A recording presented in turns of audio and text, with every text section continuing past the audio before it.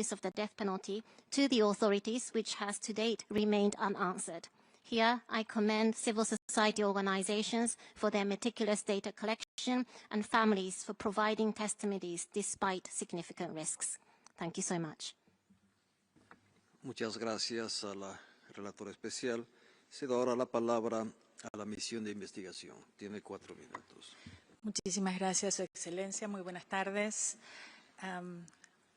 In response to the Islamic Republic of Iran, I want to reiterate that this mission has endeavored to cover all sorts of violations of international law and human rights law thoroughly, independently, and impartially. We would welcome the possibility of visiting the country and having a response to our requests of information from the government. We also welcome the questions of the Czech Republic, Romania, and others for recommendations to prevent further widespread human rights violations, since there are critical predictors of violence that are present in this situation. On this point, our mission echoes what has been said by many in this Council. Our call is for unconditional ceasing of all hostilities, for peace, for engaging in the systematic legal and institutional reforms that would allow equal and inclusive participation in decision-making, including in peace negotiations. Given the systematic discrimination patterns entrenched in the Iranian legal system, we underscore the need of having women, minorities, and youth at any negotiation tables. We note that there is an extensive list of recommendations in our reports on issues of protection and accountability, and we want to highlight some immediate measures to support victims, journalists, and doctors, including the establishment of pathways for humanitarian visas and timely medical treatment, supporting NGOs, including those that work with persons that are detained, ensuring the protection of Iranians at risk of transnational repression, calling for the urgent release of those arbitrarily in prison, including Narges Mohammadi, human rights defenders and activists, calling on the respect of the integrity of healthcare professionals who must be able to treat patients without interference or punishment, support accountability mechanisms domestically and internationally, including through financial support. Mr. Vice President, my fellow experts and I are especially alarmed, as you would have heard, about the implications for civilian and civilian infrastructure. The toll on civilians and innocents is already intolerable, and it's mounting. We have seen figures of 1,300 individuals killed, including 200 children under the age of 12, 200 women, 9,000 injuries recorded. We've seen 18 attacks on healthcare in Iran, 8 deaths amongst health workers in Iran, and 2 in Israel. We've seen reports of 20 schools having been damaged in Iran, and we've also seen cultural heritage sites that have been hit and massive disruptions to civilian lives. We've seen up to 3 million individuals fleeing their homes to seek safety. And we're also particularly concerned that there have been attacks launched by the Islamic Republic of Iran affecting energy infrastructure in neighboring countries and strikes resulting in killings of civilians. We've seen reports of at least 17 people having been killed in the Gulf countries through these attacks. And at least 12 people have been killed by attacks in Israel, according to media reports. And that's why the mission has stressed the importance of ending conflict and seeking justice other than through war. Justice Robert Jackson, who is the chief prosecutor for the United States at Nuremberg, spoke painfully about this. He criticized the resort to war as an aggrieved party. He said that all other methods, persuasion, propaganda, economic competition, diplomacy, these were open to an aggrieved country, but aggressive warfare was outlawed. And he made his position clear. He said, our position is that whatever grievances a nation may have, however objectionable it finds the status quo, aggressive warfare is not a legal means for settling those grievances or for altering those conditions. Close quote. And that is why the mission has stressed repeatedly that it is essential to preserve evidence of crimes and abuses by all parties, and it has firmly stressed that justice and change must be pursued through lawful accountability and not through violence. Muchas gracias. Aquí termina este diálogo interactivo. Deseo dar las gracias a la relatora especial y a los miembros de la misión de investigación por su participación. Ahora haremos una breve pausa antes de escuchar las actualizaciones orales del Alto Comisionado sobre la República Popular Democrática de Corea y sobre la República Bolivariana de Venezuela, seguidas de un debate general sobre el tema 4.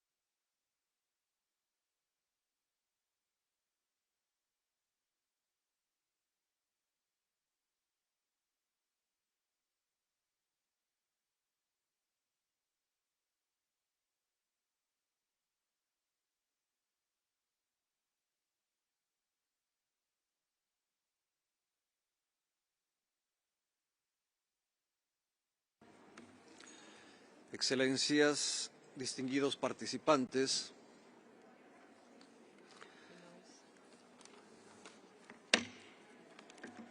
ahora procederemos a la presentación de las actualizaciones orales del Alto Comisionado sobre la República Popular Democrática de Corea y sobre la República Bolivariana de Venezuela. Solicito, por favor, guardar silencio mientras se desarrolla la sesión.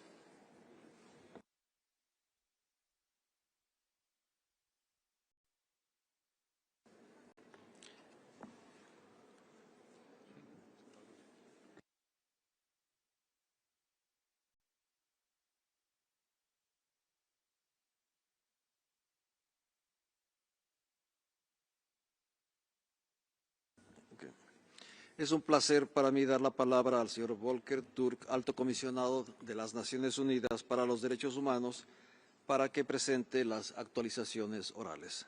Adelante, por favor. Muchas gracias, señor vicepresidente, distinguished delegates. Since my last update, the population of the Democratic People's Republic of Korea has been subjected to further repression and isolation. Fundamental rights are severely curtailed, including freedom of expression, the right to information, freedom of movement, as well as access to food and health care. Families of the disappeared in the Republic of Korea, Japan, and other countries continue to seek answers from the DPRK without success. Separate families cannot contact each other. People who are forcibly repatriated to the DPRK are subjected to serious human rights violations and prolonged detention. I again urge all governments to stop forcibly repatriating DPRK nationals. The 9th Congress of the Workers' Party of Korea, held last month, prioritized economic development, but with an increased focus on military capabilities. Security built solely around military strength is fragile and risks escalating conflict. It also leads to violations of human rights, as we see in the DPRK, from repression and forced labor to the diversion of resources that are desperately needed for social services and sustainable development. Real security comes through meaningful engagement, dialogue and cooperation grounded in respect for human rights and international law. As I highlighted last September, there are pathways for the DPRK to engage with the human rights ecosystem to build trust and confidence towards lasting peace. We therefore encourage the DPRK's participation in international human rights mechanisms, most recently with the Committee on the Rights of Persons with Disabilities in August 2025. Mr. Vice President, I regret to say that accountability for the grave violations in DPRK, which in some cases may amount to crimes against humanity, is extremely limited. There has been no progress on referring the situation in the DPRK to the International Criminal Court, nor were any criminal investigations opened over the past year in other jurisdictions. However, there has been progress on forms of accountability led by victims, and my office is central to this work. Our team in Seoul collects, analyzes and preserves evidence for use in current and future accountability processes. Our work has been used by plaintiffs and courts, most recently in January of this year, when the Tokyo District Court held the DPRK government responsible for human rights violations suffered by 4 victims and awarded damages. As some of these crimes recede into the past, it is even more urgent to document their physical, psychological and socio-economic consequences for victims and their families.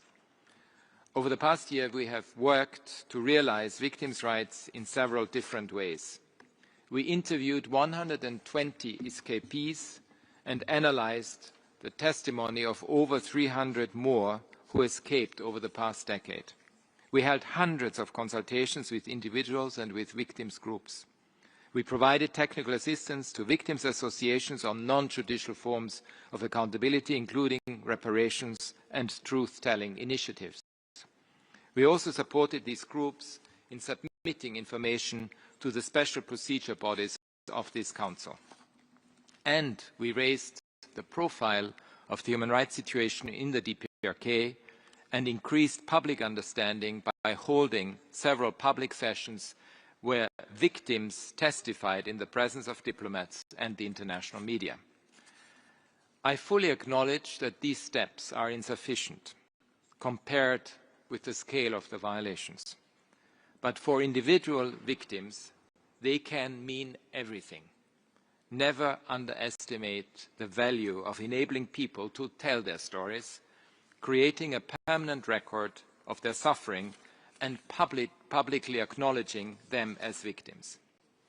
Mr. Vice President, we have produced 24 reports on the situation in the DPRK since the Commission of Inquiry reported to this Council in 2014.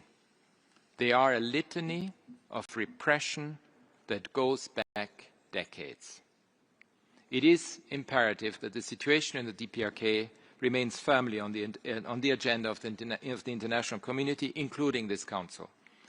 I urge states to seek a referral to the ICC and to exercise extraterritorial and universal jurisdiction.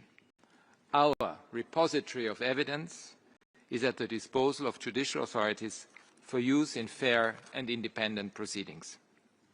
States can also support initiatives for engagement towards the goals of improving the human rights situation, ending isolation, and advancing the cause of peace on the Korean Peninsula.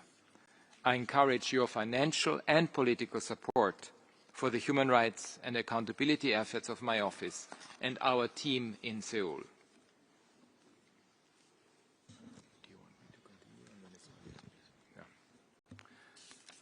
Mr. Vice President, distinguished delegates, now I'm providing my update on Venezuela. And since my last update to this Council, the situation in Venezuela has been dominated by the US military intervention on the 3rd of January and its aftermath.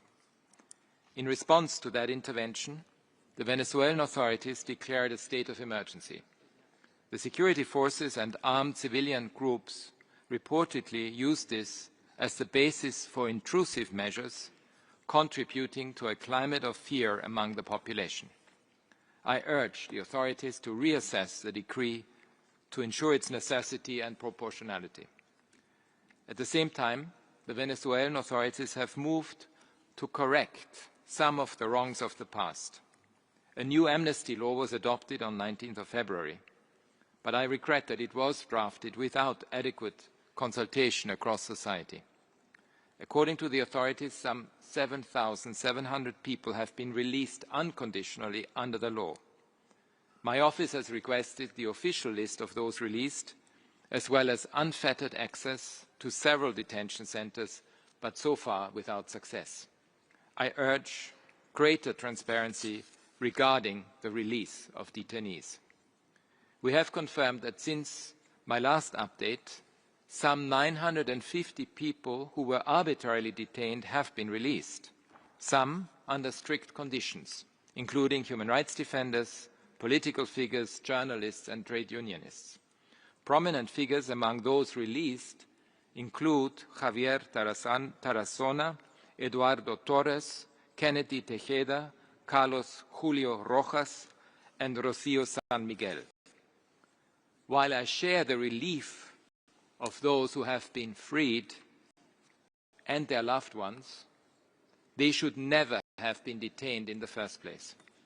I hope this practice ceases forever and that the authorities adopt measures to uphold freedom of opinion, including the defense of human rights.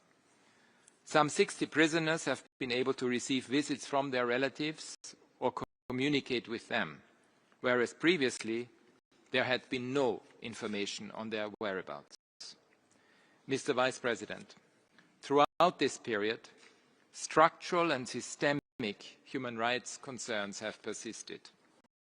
My office has received information about the continued torture and mistreatment of detainees, including in the Rodeo 1 and Fuerte Huacaipuro centers, which is deeply concerning.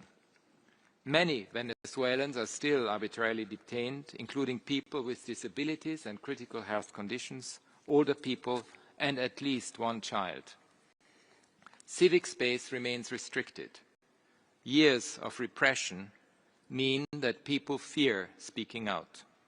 The NGO oversight law still hinders civil society's ability to work safely and freely and needs to be repealed. I hope that the announced review of the constitutional law against hatred will mean that it is no longer used to suppress dissent.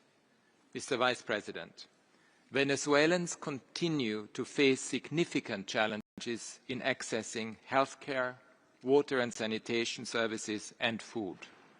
People in the country are protesting against low salaries, which are insufficient to meet their basic needs. Accordingly, I urge the authorities to ensure full respect for freedom of peaceful assembly. Indigenous peoples still face severe restrictions in accessing their right to health, which contributes to high mortality rates. There has been no progress on the self-demarcation of their territories.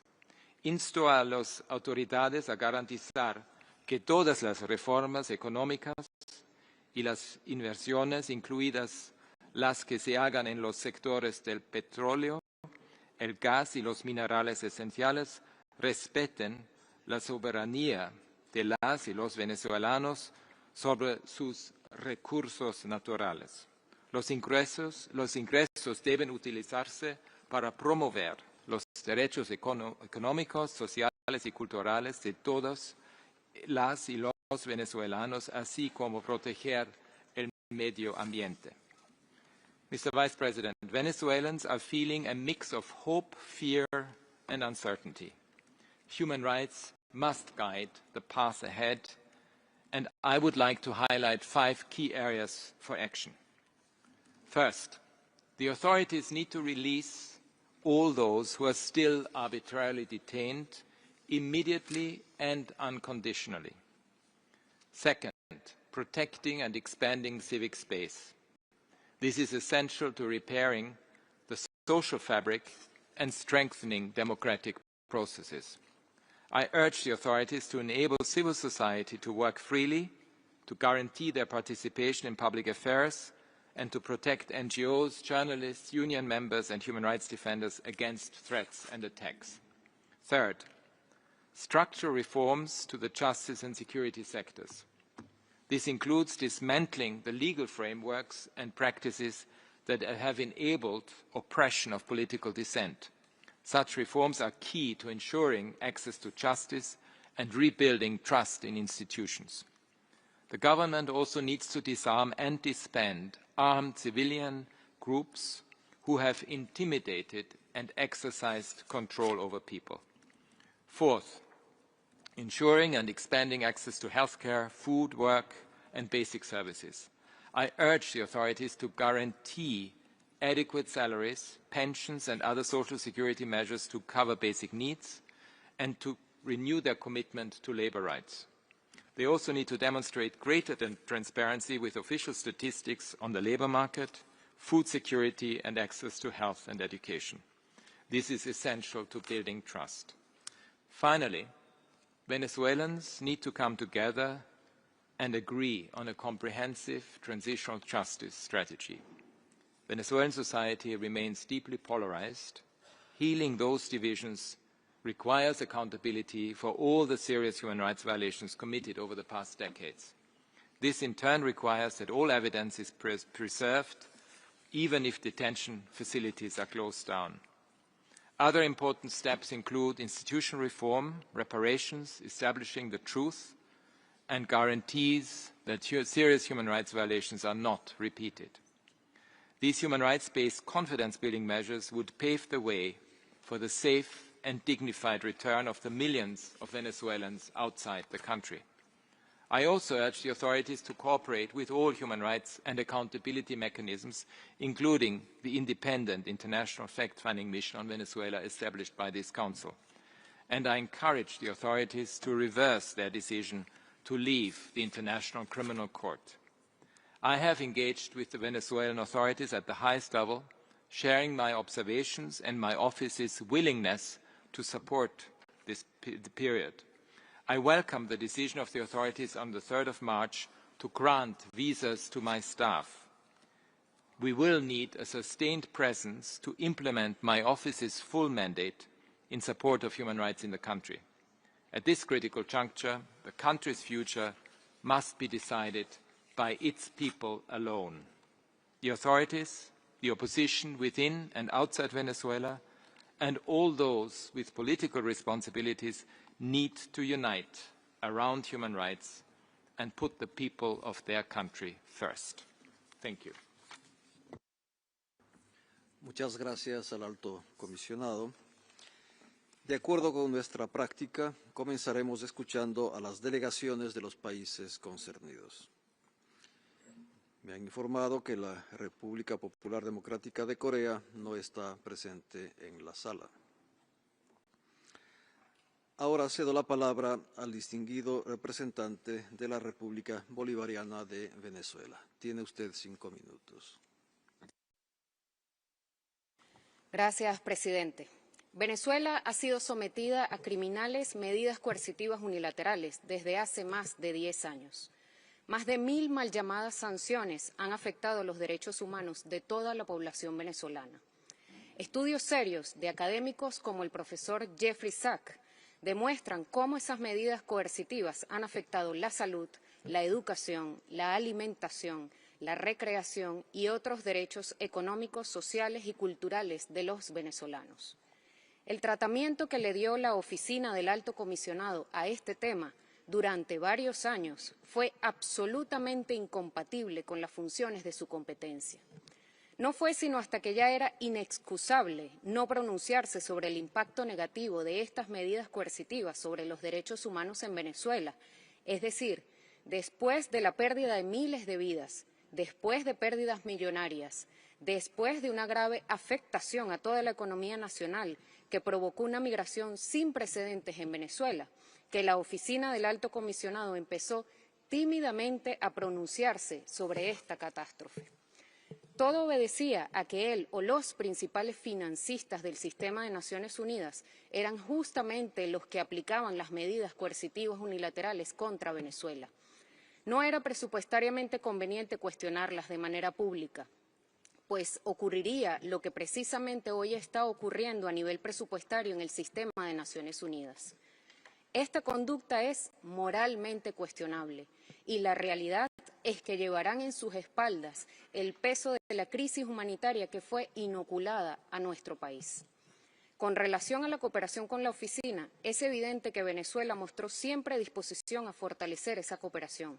Sin embargo, la politización y la conducta errática de la oficina, al no condenar de manera clara, de manera oportuna, las violaciones flagrantes de los derechos económicos, sociales y culturales de los venezolanos, nos colocó en una situación de cuestionamiento a su conducta. Haber pretendido utilizar el tema de los derechos humanos como un arma de guerra contra el gobierno de Venezuela, buscando un cambio de régimen político, fue un absoluto error. Y hoy está demostrando las consecuencias que esa conducta genera en la esfera geopolítica. Señor presidente, hoy nos encontramos en una etapa en la que debe hacerse una profunda reflexión y rectificación en cuanto a la necesaria observación del derecho internacional y de la Carta de las Naciones Unidas, considerando que los derechos humanos son un pilar fundamental de ella. No hacerlo conduce irremediablemente a la confrontación y a la creencia de que la Carta de las Naciones Unidas es irrelevante e innecesaria frente a la fuerza y al poder económico y militar. La Oficina del Alto Comisionado debe reflexionar profundamente sobre estos asuntos. La presidenta encargada de Venezuela, Delcy Rodríguez, ha tomado decisiones fundamentales con base en los lineamientos del presidente Nicolás Maduro para buscar espacios de encuentro y reconciliación entre los venezolanos. La ley de amnistía y otras decisiones abonan el terreno en ese sentido, no como un símbolo de debilidad o de claudicación a los principios fundamentales de la revolución bolivariana, sino como un deber moral, espiritual, político y social en favor de la paz, de la unidad y de la preservación de lo afirmativo venezolano. La cultura, el derecho internacional, el Estado, la nacionalidad, la soberanía sobre los recursos naturales y la historia de las naciones están bajo ataque. Y en esas circunstancias debemos elevarnos al más alto sentido del deber, con base en el ideario de nuestros libertadores, en favor de la existencia política de la nación y la unidad entre los pueblos. Señor presidente, nos encontramos en un proceso de negociación con la Oficina del Alto Comisionado, a fin de que esa instancia pueda contribuir de manera significativa al fortalecimiento de los derechos humanos, no solo en Venezuela, sino en el mundo. Creemos que esto también es una oportunidad para la Oficina del Alto Comisionado en el sentido de rectificar la conducta observada hasta ahora y que esperamos con mucha expectativa que pueda cambiar en favor de la gente, en favor de los derechos humanos y en favor de la Carta de las Naciones Unidas. Muchas gracias. Muchas gracias a la República Bolivariana de Venezuela. Excelencias, distinguidos participantes, comenzaremos ahora el debate general sobre el tema 4. Antes de comenzar, les recuerdo que todas las solicitudes de derecho a réplica relacionadas con las declaraciones realizadas durante el debate general se atenderán al final del mismo.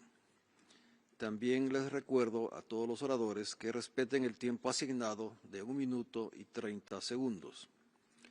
Las declaraciones completas pueden subirse a la extranet.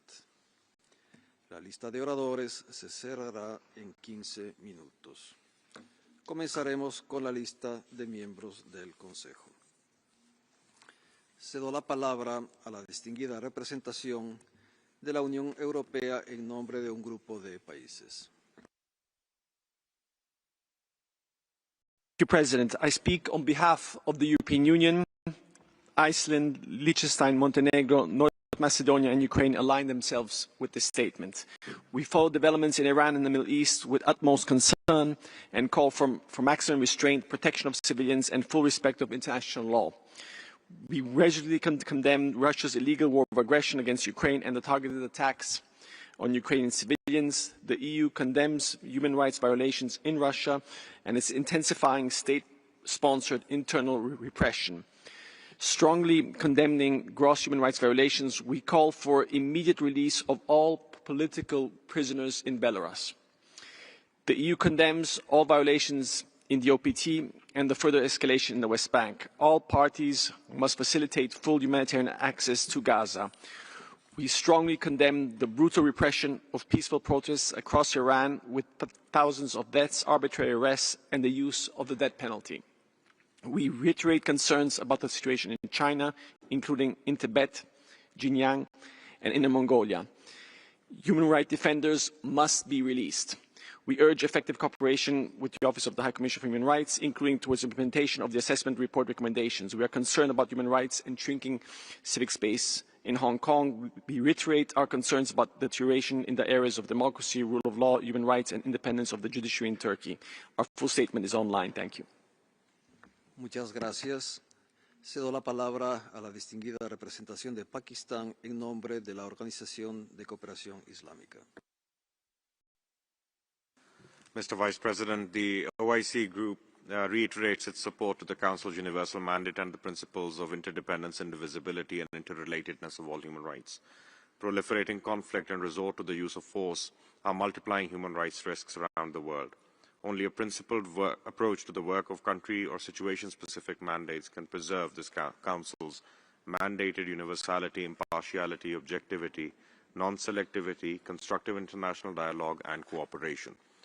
Confrontational approaches undermine the Council's mandate and these cherished principles. A hierarchy of rights or situations remains counterproductive. We condemn in the strongest terms expanding aggression by Israel, the illegal occupying power, including against Lebanon and Iraq and in the occupied Palestinian territory. The illegal occupying power's continued aggression poses grave and escalating challenges to human rights and regional peace. Thank you. Muchas gracias. Cedo la palabra a la República Bolivariana de Venezuela en nombre de un grupo de países.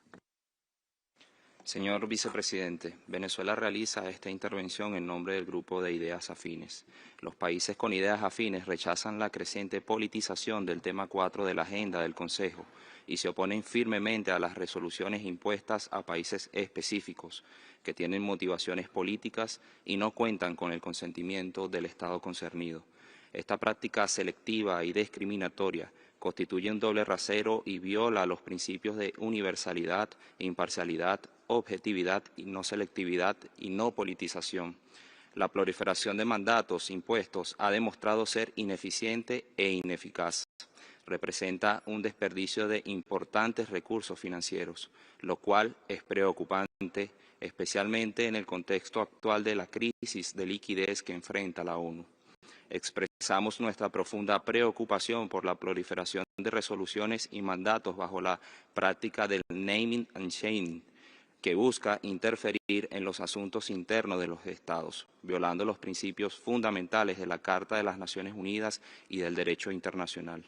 Finalmente, hacemos un llamado al Consejo de Derechos Humanos y la Oficina del Alto Comisionado a promover un diálogo respetuoso y constructivo y una cooperación genuina con todos los gobiernos, de acuerdo con sus prioridades y realidades nacionales, fortaleciendo el mecanismo de examen periódico universal, evitando cualquier práctica de politización, selectividad y dobles estándares que comprometan la labor de la Oficina y del Consejo. Muchas gracias. Muchas gracias. Cedo la palabra a la distinguida representación de Arabia Saudita en nombre del Grupo de Países Árabes.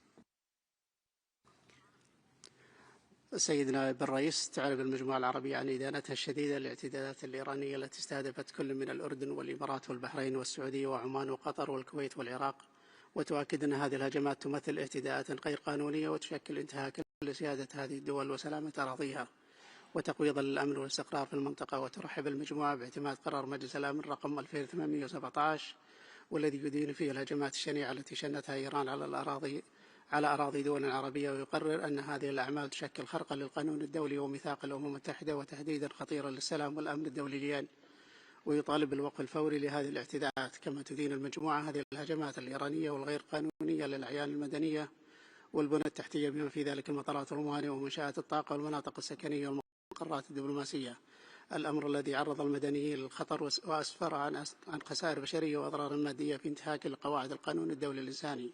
سيدنا نائب الرئيس، تؤكد المجموعة العربية دعمها لوحدة لبنان وسيادته واستقلاله، وترحب بقرارات مجلس الوزراء اللبناني حول بسط سلطة الدولة اللبنانية على كامل أراضيها بقواها الذاتية وحصر السلاح بيد الدولة ومؤسساتها الشرعية وحظر الأنشطة الأمنية والعسكرية لحزب الله. كما تدعو المجتمع الدولي إلى الضغط على إسرائيل لوقف اعتداءاتها المدانة على لبنان وتنفيذ القرارات الدولية. ونجدد الدعوة إلى إنهاء الاحتلال الإسرائيلي للأراضي الفلسطينية المحتلة وإقامة دولة فلسطين المستقلة على حدود 1967 وعاصمتها القدس الشرقية، وممارسة الشعب الفلسطيني لحقوقه المشروعة وغير القابلة للتصرف بما ينهي الصراع العربي الإسرائيلي ويوفر الأمن والسلام والاستقرار في منطقتنا. وشكرا السيد نائب الرئيس. Muchas gracias. Cedo la palabra a la distinguida representación de Kenia en nombre del Grupo de Estados Africanos. Thank you, Vice President. The Africa Group recalls the inalienable right to self-determination and the heroic struggles of our peoples for independence, dignity, and economic emancipation. Our resolve to promote and protect human and people's rights predates multilateral fora, and our countries remain committed to strengthening rights and freedoms in line with the UN Charter. Human rights and fundamental freedoms must be respected for all, everywhere, without distinction of race, color, sex, language, religion, opinion, origin, property, birth, or status. In today's global challenges, the Africa Group reaffirms the importance of multilateralism that fosters dialogue and trust, including within the Human Rights Council. As GA Resolution 6251 makes clear, the promotion of human rights must rest on cooperation and genuine dialogue aimed at strengthening states' capacity to meet obligations. Regrettably, politicization in the Council undermines our common goals. It is too often used for political objectives. The Africa Group stresses the Council must function cooperatively, non-confrontationally, and objectively while giving due attention to African priorities and initiatives. We call on states to promote solidarity and cooperation, focus on technical assistance and capacity building, and avoid selectivity and double standards. The principles of universality, objectivity, and impartiality must be upheld alongside respect for sovereignty, territorial integrity, and the primary responsibility of states in promoting and protecting human rights. Muchas gracias. Cedo la palabra a la distinguida representación de Uganda en nombre del Movimiento de Países No Alineados. Vice President, the NAM reaffirms that human rights issues must be indeed addressed within the global context through a constructive, non-confrontational, non-politicized, non-selective, and dialogue-based approach in a fair and equal manner. We reiterate that in addressing human rights situations, this Council needs to do so with objectivity and respect for national sovereignty and territorial integrity. The movement reemphasizes that indeed the UPR affords a platform for constructive dialogue and a platform for the Council to review the human rights situation, enhancing cooperation and non-confrontational approach. That, Mr. Vice President, would be done with the consent of the states. The movement remains concerned over the proliferation of the practice of selective adoption of country-specific resolutions in the Council, which is a tool that exploits human rights for political purposes and breaches the principle of universality, objectivity, and non-selectivity in addressing human rights issues. In conclusion, Mr. Vice President, the movement calls upon the Member States of the Council to promote international cooperation and constructive dialogue and prevent the occurrence of practices of double standards, selectivity, and political manipulation. The long version is posted on the Extranet. I thank you, Mr. Vice President. Muchas gracias. Cedo la palabra a la distinguida representación de la República Bolivariana de Venezuela en nombre de un grupo de países. Gracias, presidente. El Grupo de Amigos en Defensa de la Carta de las Naciones Unidas concede la máxima importancia a la promoción y protección de todos los derechos humanos, de conformidad con los principios de universalidad, imparcialidad, objetividad, transparencia, no selectividad, no politización y no confrontación. Destacamos la importancia del respeto a los principios y obligaciones derivadas de la Carta de las Naciones Unidas, incluida la obligación de abstenerse de intervenir en asuntos internos de cualquier Estado. Reiteramos nuestro rechazo categórico al doble rasero en materia de derechos humanos y expresamos nuestra profunda preocupación por la continua y creciente proliferación de mecanismos y procedimientos paralelos de presentación de informes que pretenden realizar evaluaciones supuestamente imparciales de la situación de los derechos humanos en determinados estados. Es inaceptable que se persista en imponer mecanismos intervencionistas y costosos a determinados países sin su consentimiento, a pesar de su demostrada ineficacia y su incompatibilidad con los principios de diálogo respetuoso, genuino y de la cooperación constructiva que deben guiar al Consejo de Derechos Humanos. Finalmente, el Grupo condena la agresión militar contra Irán llevada a cabo en violación del derecho internacional. Estas acciones socavan gravemente la estabilidad regional, exacerban los desafíos humanitarios y de seguridad y amenazan los avances logrados en materia de derechos humanos en toda la región. Muchas gracias. Muchas gracias. Cedo la palabra a la distinguida representación de Bahrein en nombre del Consejo de Cooperación para los Estados Árabes del Golfo. شكرا سيد نائب الرئيس. يشرفني أن أدلي بهذا البيان باسم دول مجلس التعاون لدول الخليج العربية والمملكة الأردنية الهاشمية. تدين دولنا بأشد العبارات الهجمات التي قامت بها الجمهورية الإسلامية الإيرانية ضد أراضيها والتي استهدفت مناطق مدنية وبنى تحتية حيوية وشكلت مخاطر جسيمة على سلامة السكان المدنيين وعلى أمن واستقرار المنطقة.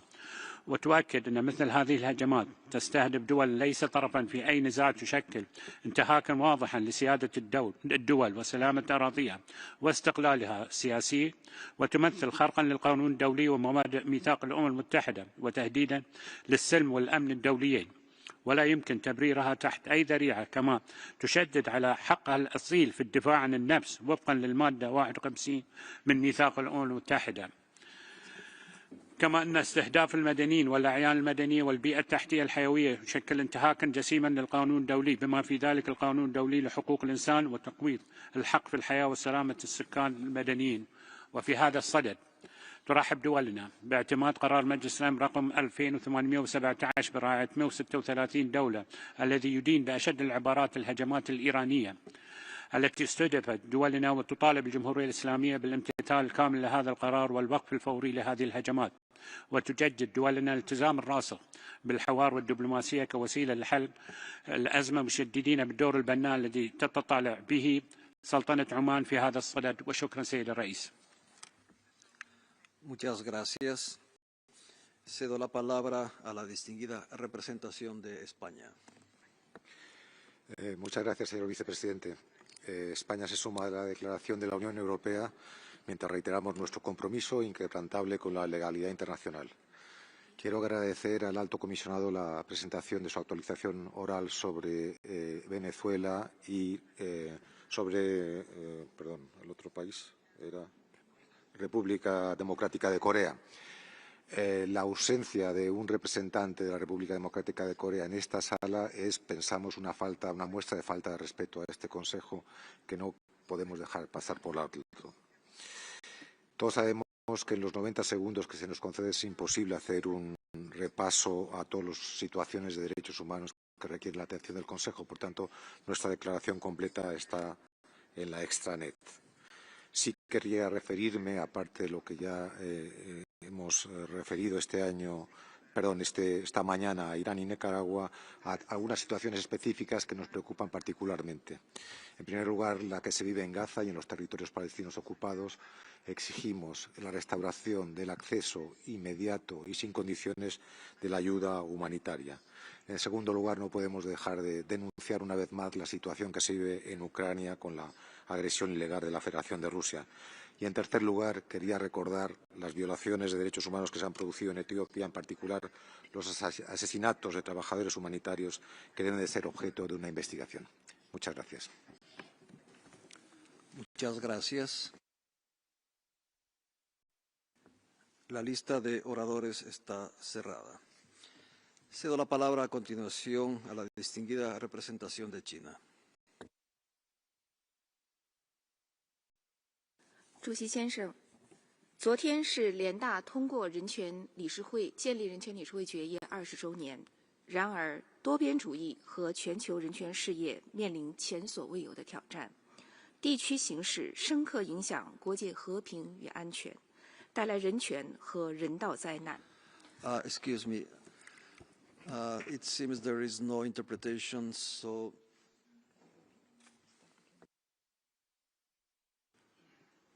if you can start again, please. 我从头念吧。主席先生，昨天是联大通过建立人权理事会决议20周年。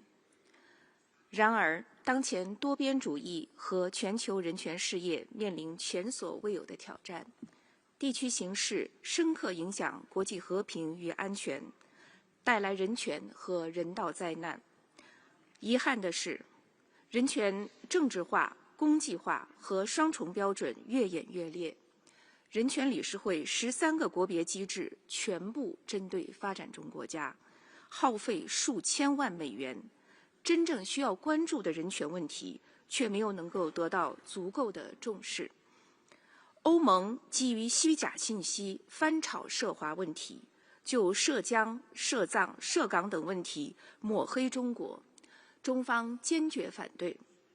如果欧盟真正关心人权，就应当检讨自身种族主义、侵犯移民权利等严重问题，就其盟国漠视生命健康权、过度执法、肆意动武等侵权行为充分表达关切。在人权理事会成立20周年之际，各方应以此为契机，重温促进和保障人权的初心，在平等和相互尊重的基础上开展对话与合作，为推进人权事业做一些实实在在的事情。谢谢主席。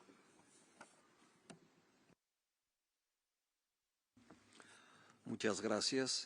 Cedo la palabra a continuación a la distinguida representación de Chipre. Thank you. Cyprus aligns itself with the EU statement.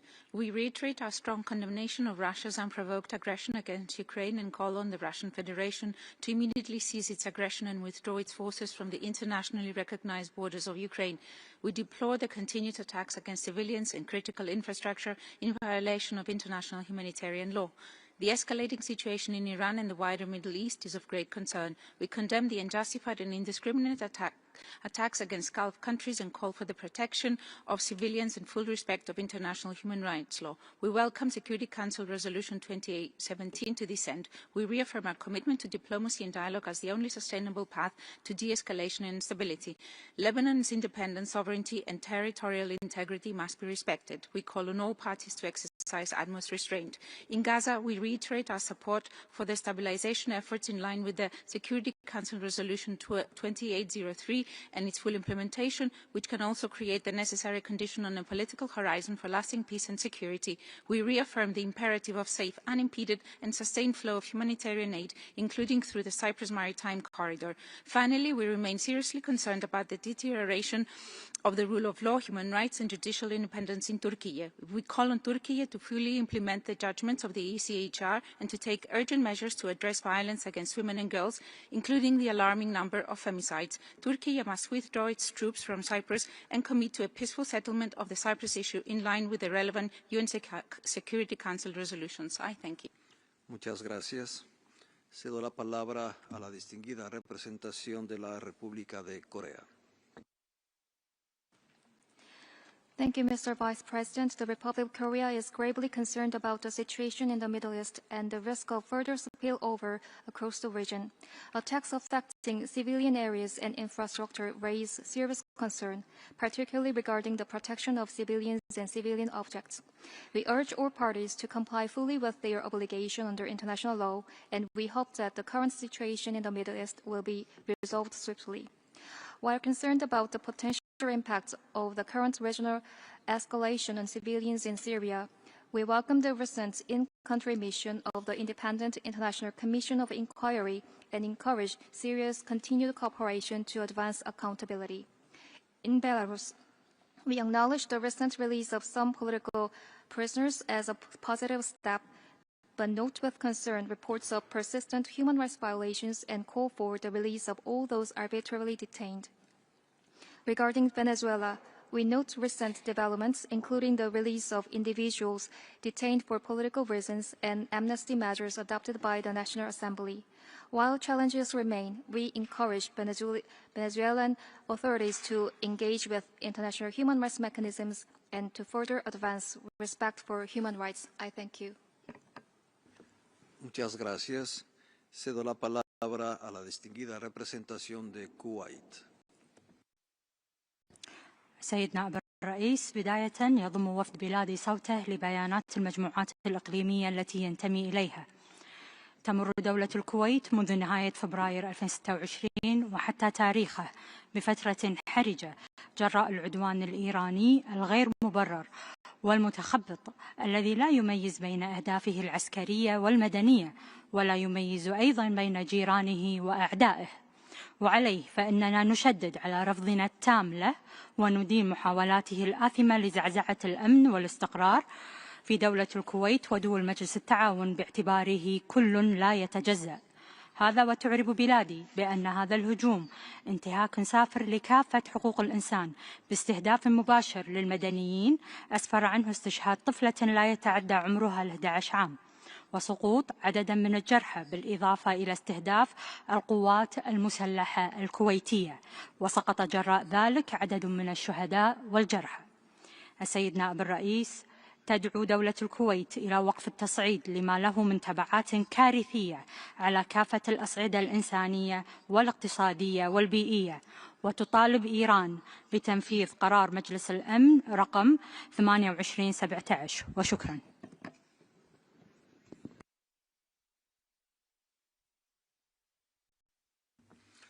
Muchas gracias.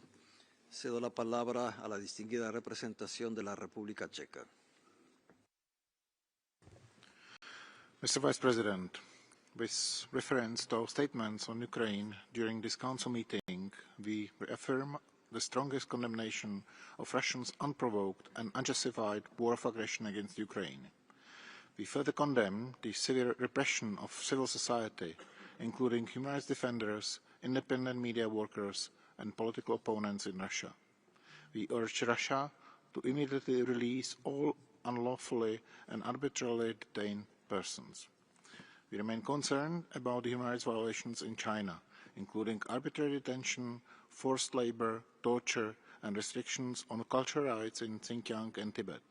We call on China to end discrimination against minorities and to fully cooperate with the OHCHR and the special procedures of the Council. We urge the authorities in Hong Kong to safeguard freedoms of peaceful assembly, association, and expression.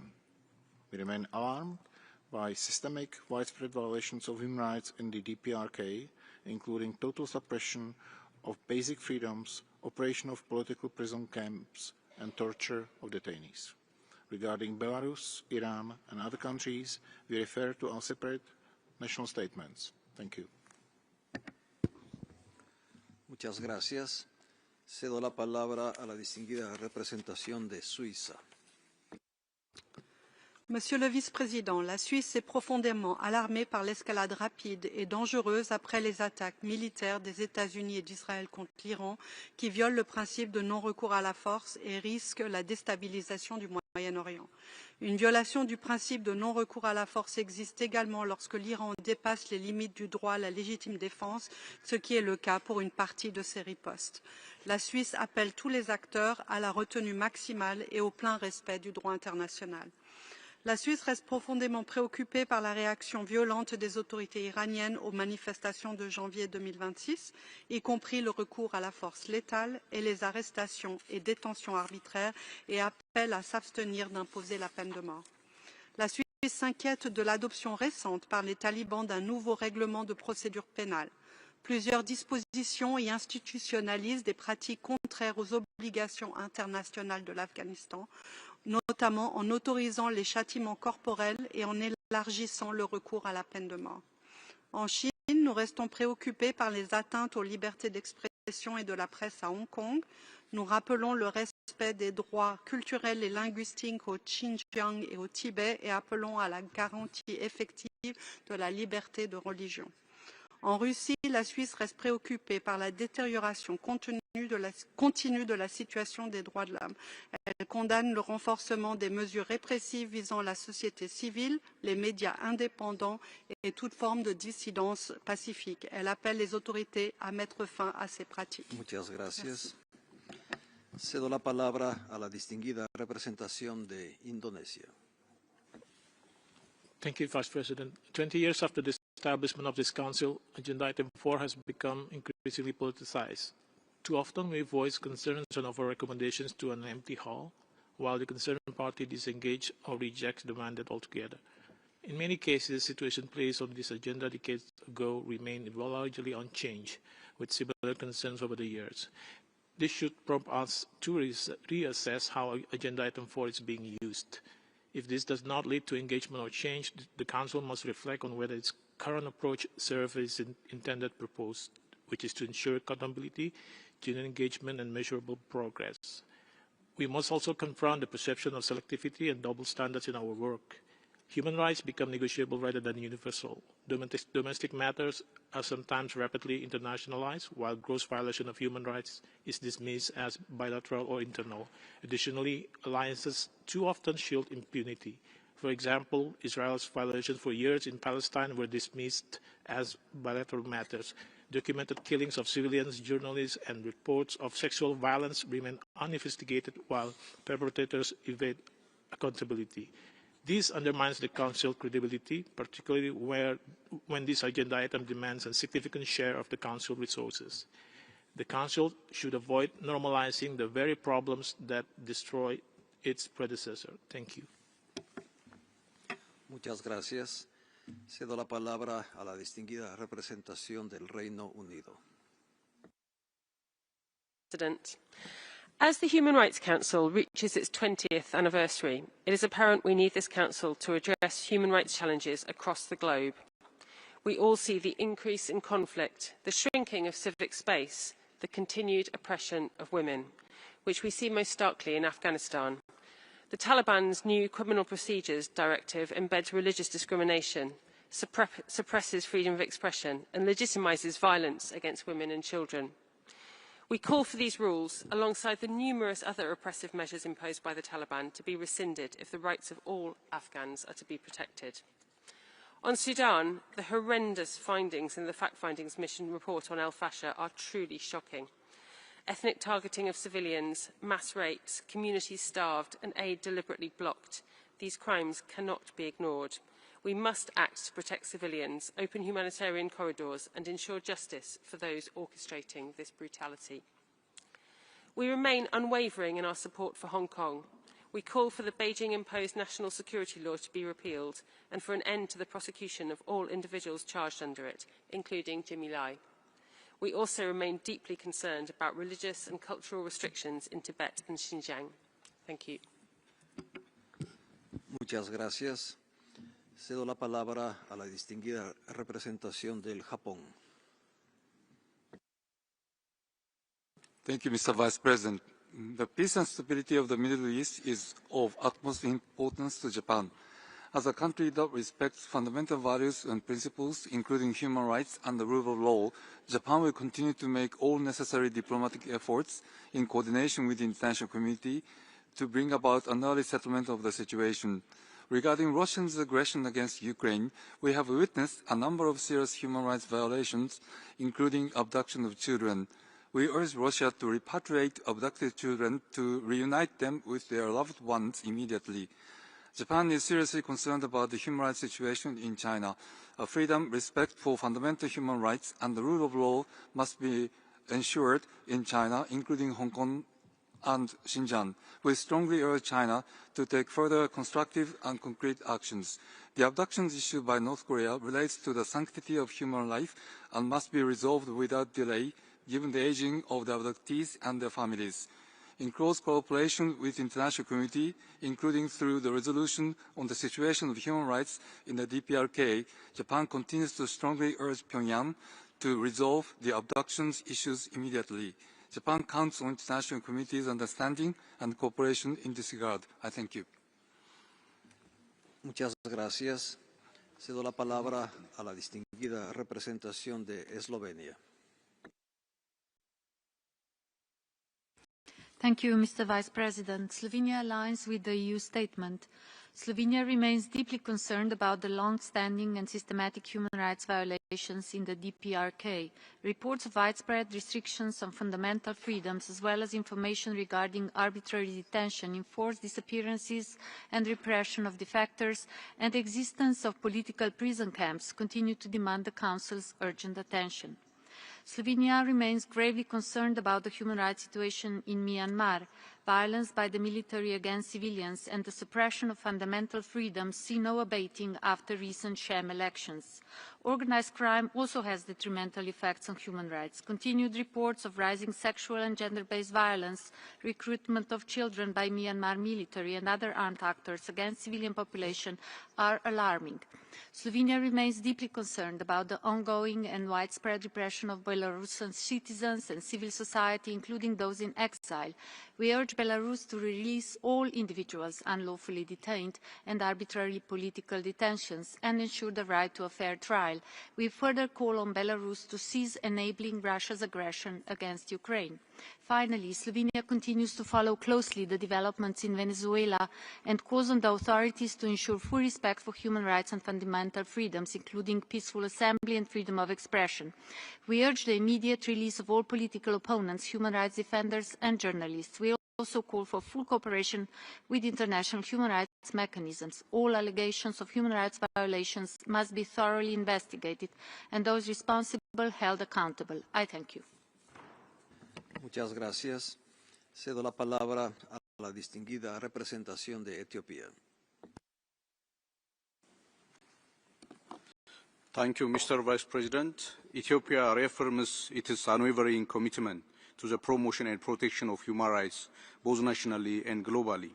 We underscore that the work of this Council must be guided by the principles of objectivity, non-selectivity and non-politicization.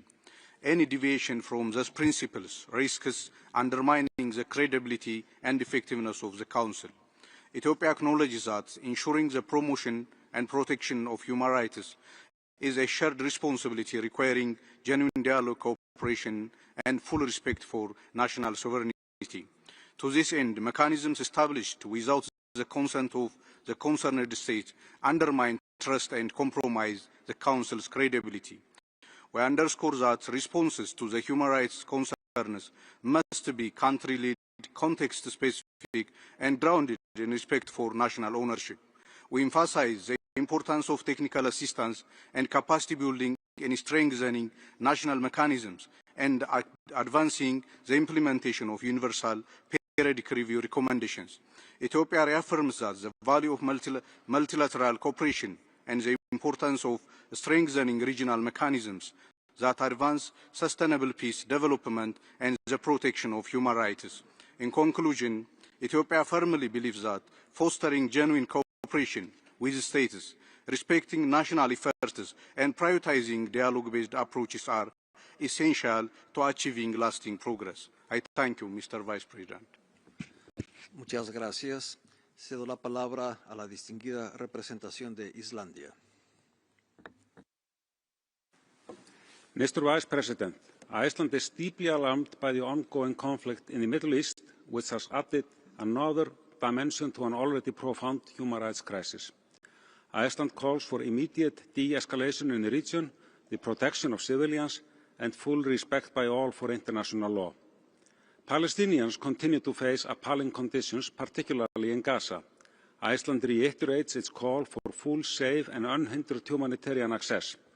We further condemn recent Israeli decisions to expand its unlawful presence in the West Bank.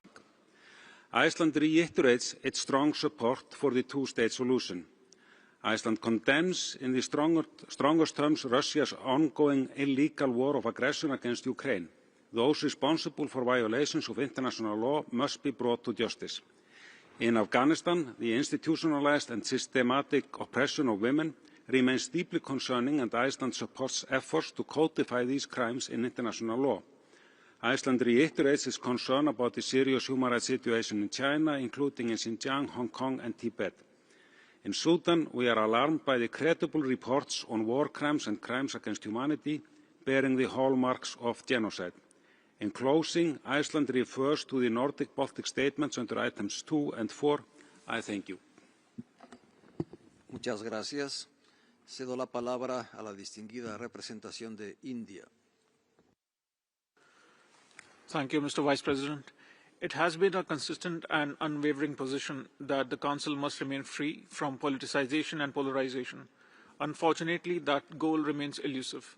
As we reiterate our call today for a more constructive, non-confrontational and objective discourse, we invite the Council's attention to its core mandate, promotion and protection of human rights of all. We reiterate that enhancing state capacities through technical assistance and capacity-building measures with the consent of the concerned states, coupled with effective implementation of accepted UPR recommendations, represents the most productive path forward. We feel that with continued proliferation of country-specific mandates, the deliberations of the Council under this agenda item have not been conducive to the realization of its intended goals. Selective focus on human rights situations in a few countries not only takes away from the valuable time of the Council, but also diverts attention from a range of critical and pressing challenges that the world continues to grapple with, such as terrorism, conflict, and lack of development.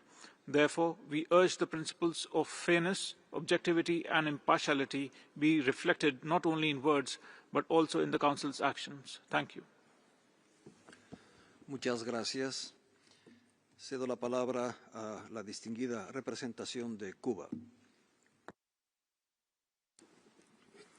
Señor Vicepresidente, desde hace 3 meses Cuba no ha podido recibir ningún suministro de combustible. La razón es el bloqueo energético impuesto por el gobierno de los Estados Unidos desde el pasado 30 de enero. Al impedir que Cuba reciba petróleo, Estados Unidos busca paralizar a nuestro país. Quieren cerrar nuestros hospitales, escuelas y fábricas, el transporte público, el abastecimiento de agua y la producción de alimentos.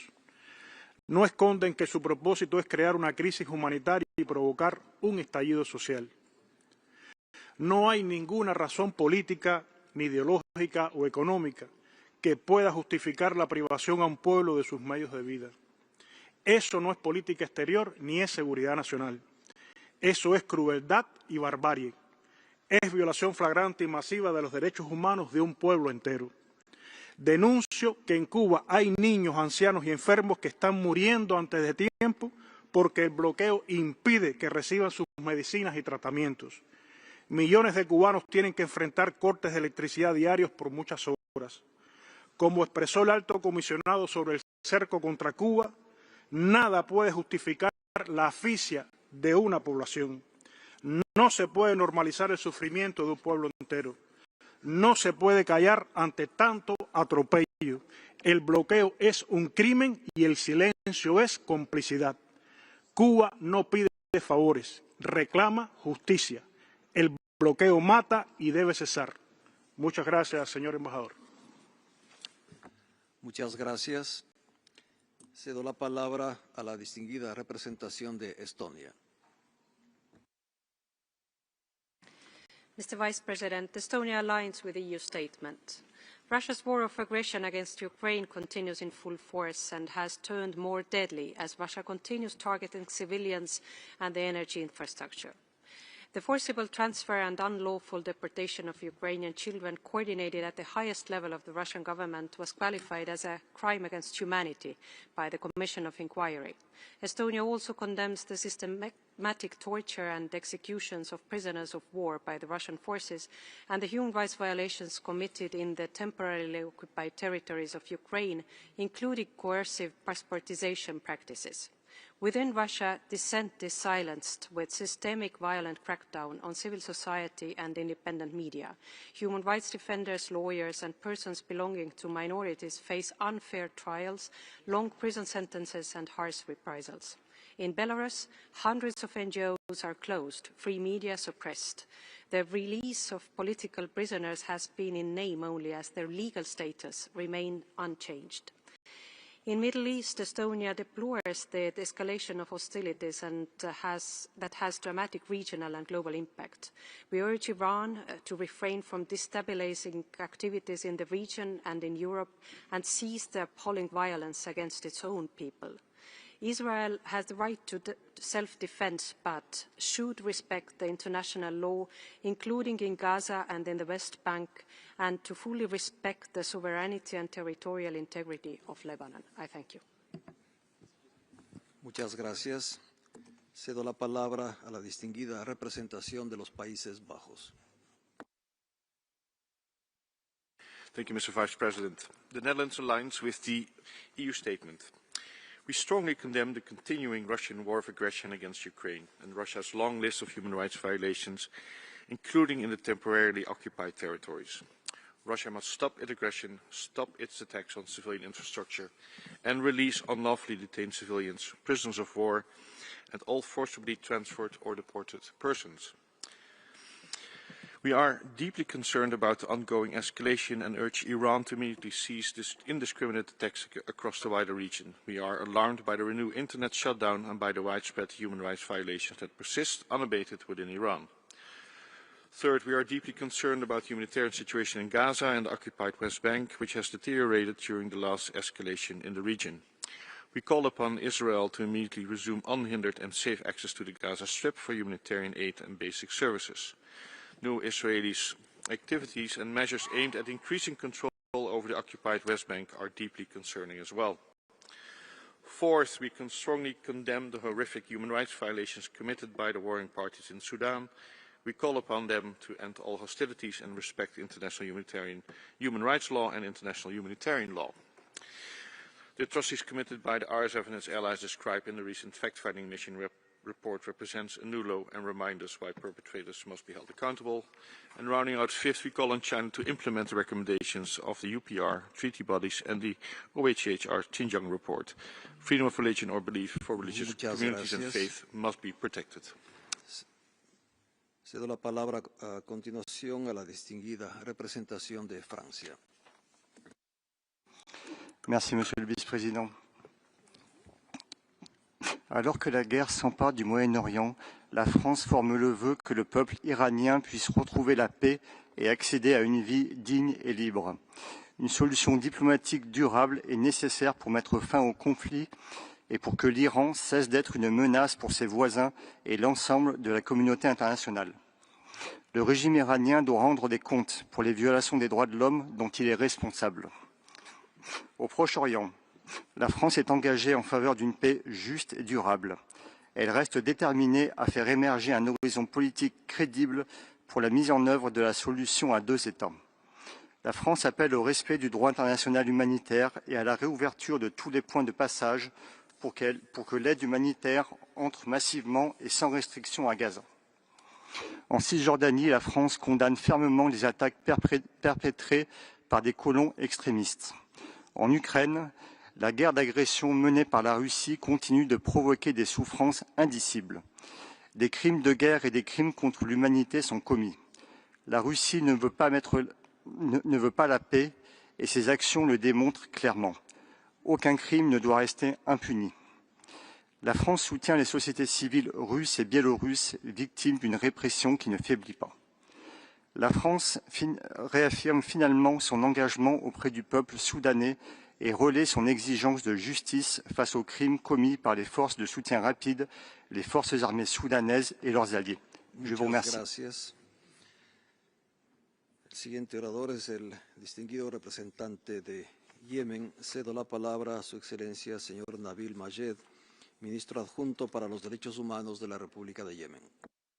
شكرا للسيد نائب الرئيس. تؤيد بلادي ما جاء في بيان المجموعة العربية وتود أن تلفت نظر المجلس إلى الانتهاكات الجسيمة والمتكررة التي تمارسها ميليشيات الحوثي الانقلابية ضد الشعب اليمني، بما في ذلك القتل العشوائي والتعذيب والتجنيد القسري للأطفال واستهداف المدنيين والمنشآت الإنسانية، وهي انتهاكات موثقة في تقارير الأمم المتحدة وتقارير حقوق الإنسان الدولية. إن هذه الميليشيات المدعومة بشكل مباشر وغير محدود من قبل إيران تمثل تهديدا مباشرا للسلم والأمن الإقليمي والملاحة الدولية، وأداة لتقويض سيادة اليمن واستقراره وتعطيل الخدمات الأساسية وعرقلة وصول المساعدات الإنسانية إلى المحتاجين. كما نؤكد إدانة بلادي للتدخل الإيراني المستمر في شؤون الدول الداخلية ودعم الجماعات المسلحة التي ترتكب انتهاكات خطيرة ضد شعوبها، وندين بشدة الاعتداءات المتكررة على البنية التحتية الحيوية في دول الخليج والدول العربية الشقيقة، بما في ذلك المنشآت النفطية والمطارات والموانئ، ما يعرض المدنيين لمخاطر مباشرة ويجر المنطقة نحو تصعيد شامل. إن المجتمع الدولي مدعو اليوم إلى فرض احترام القانون الدولي على الجميع دون تمييز، وضمان المساءلة عن الجرائم المرتكبة وتجريم انتهاك سيادة الدول والتدخل في شؤونها الداخلية. وفي الختام تؤكد بلادي التزامها بالعمل مع الشركاء الإقليميين والدوليين لتعزيز الأمن والاستقرار وحقوق الإنسان في اليمن والمنطقة بأسرها. شكرا. Muchas gracias. Cedo la palabra a la distinguida representación de Letonia.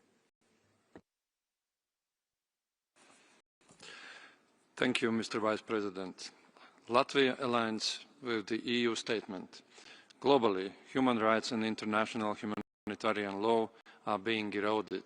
From Afghanistan to Myanmar, Sudan to Haiti and Nicaragua, human rights and the principles of international law are being deliberately undermined.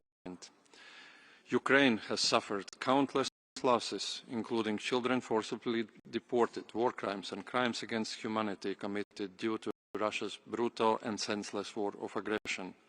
Russia must be held accountable. Latvia firmly stands with Ukraine toward just and lasting peace. Iran is also attacking civilians in the Middle East. Latvia stands in full solidarity with both Iranian people and those affected by Iran's attacks. We condemn Iran's threats to regional and international peace and security. Latvia is concerned about the deteriorating human rights situation in Russia and Belarus. We condemn their expansion of repressive measures and mass human rights violations, including misuse of national security legislation, arbitrary detention and torture.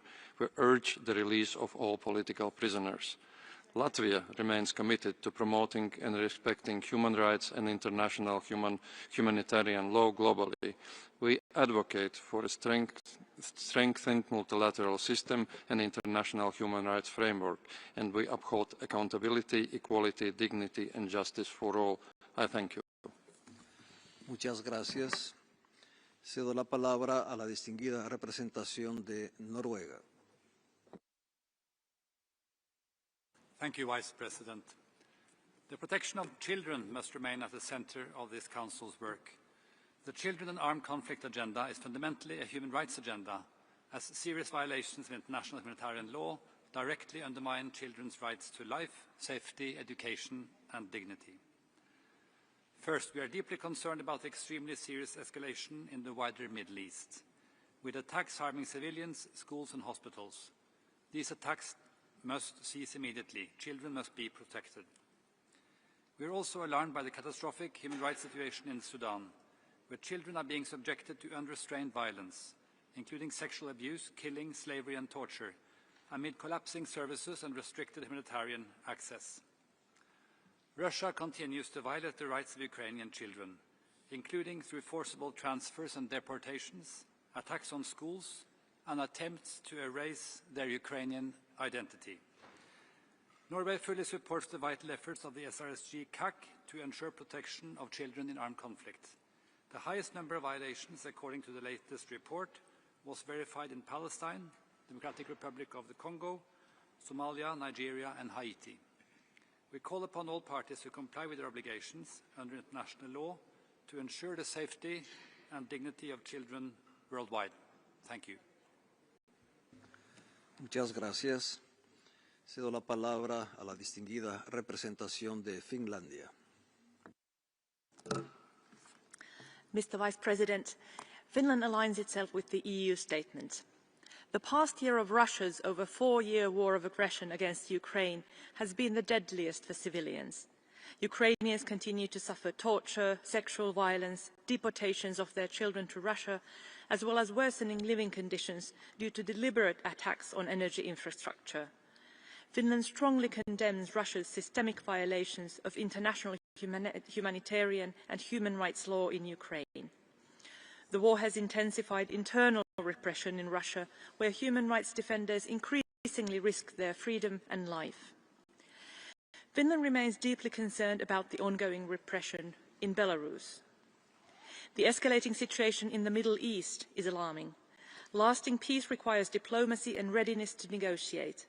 Finland condemns Iran's indiscriminate strikes. International law needs to be respected at all times, and we stress the need to protect civilians everywhere. We urge swift implementation of the Gaza peace plan and unhindered humanitarian access. In Afghanistan, the new criminal code is profoundly repressive. It further erodes the rights of women and girls by institutionalizing repression. In Sudan, coordinated international action is crucial. We welcome the appointment of Mr. Pekka Haavisto as UN Secretary-General's personal envoy for Sudan. Finland remains concerned about restrictions in Hong Kong and the erosion of minority rights in Xinjiang and Tibet. Thank you. Muchas gracias. Cedo la palabra a la distinguida representación de la República Islámica de Irán. Thank you, Mr. Vice President. The Islamic Republic of Iran strongly condemns the instrumentalization of human rights as a tool to tarnish the reputation of sovereign nations and to create pretexts for political pressure or even military intervention. Human rights must never be exploited as a mechanism for geopolitical rivalry or coercive diplomacy. Iran firmly believes that genuine respect for human dignity cannot be imposed through force, humiliation, or external imposition. True progress in the field of human rights can only emerge through constructive engagement, mutual respect, cultural understanding, and adherence to the principles of national sovereignty and non-interference. Mr. Vice President, at the same time, Iran expresses its profound concern regarding the persistent politicization and selective approach of human rights discourse by certain Western countries. The credibility of the international human rights framework is seriously undermined when these principles are applied inconsistently or used as instruments of political leverage rather than as universal moral commitments. Today, during the interactive dialogue concerning the human rights situation in Iran, it was striking that Western delegations avoid condemning attacks and invasions against Iran. That is the most egregious violation of the rights of Iranian people. But these delegations were brazen to speak of nonsense issues comparing the war itself. Today, the overwhelming focus and criticism by Western delegations is on the victims rather than the aggressors and violators. Thank you. Cedo la palabra a la distinguida representación de Suecia.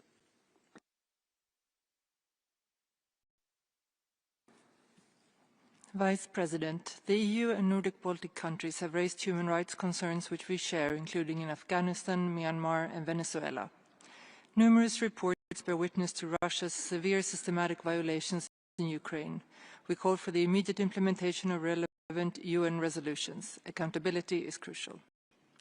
The increasing repression in Russia is deeply concerning. We urge Russia to fully engage with UN human rights mechanisms.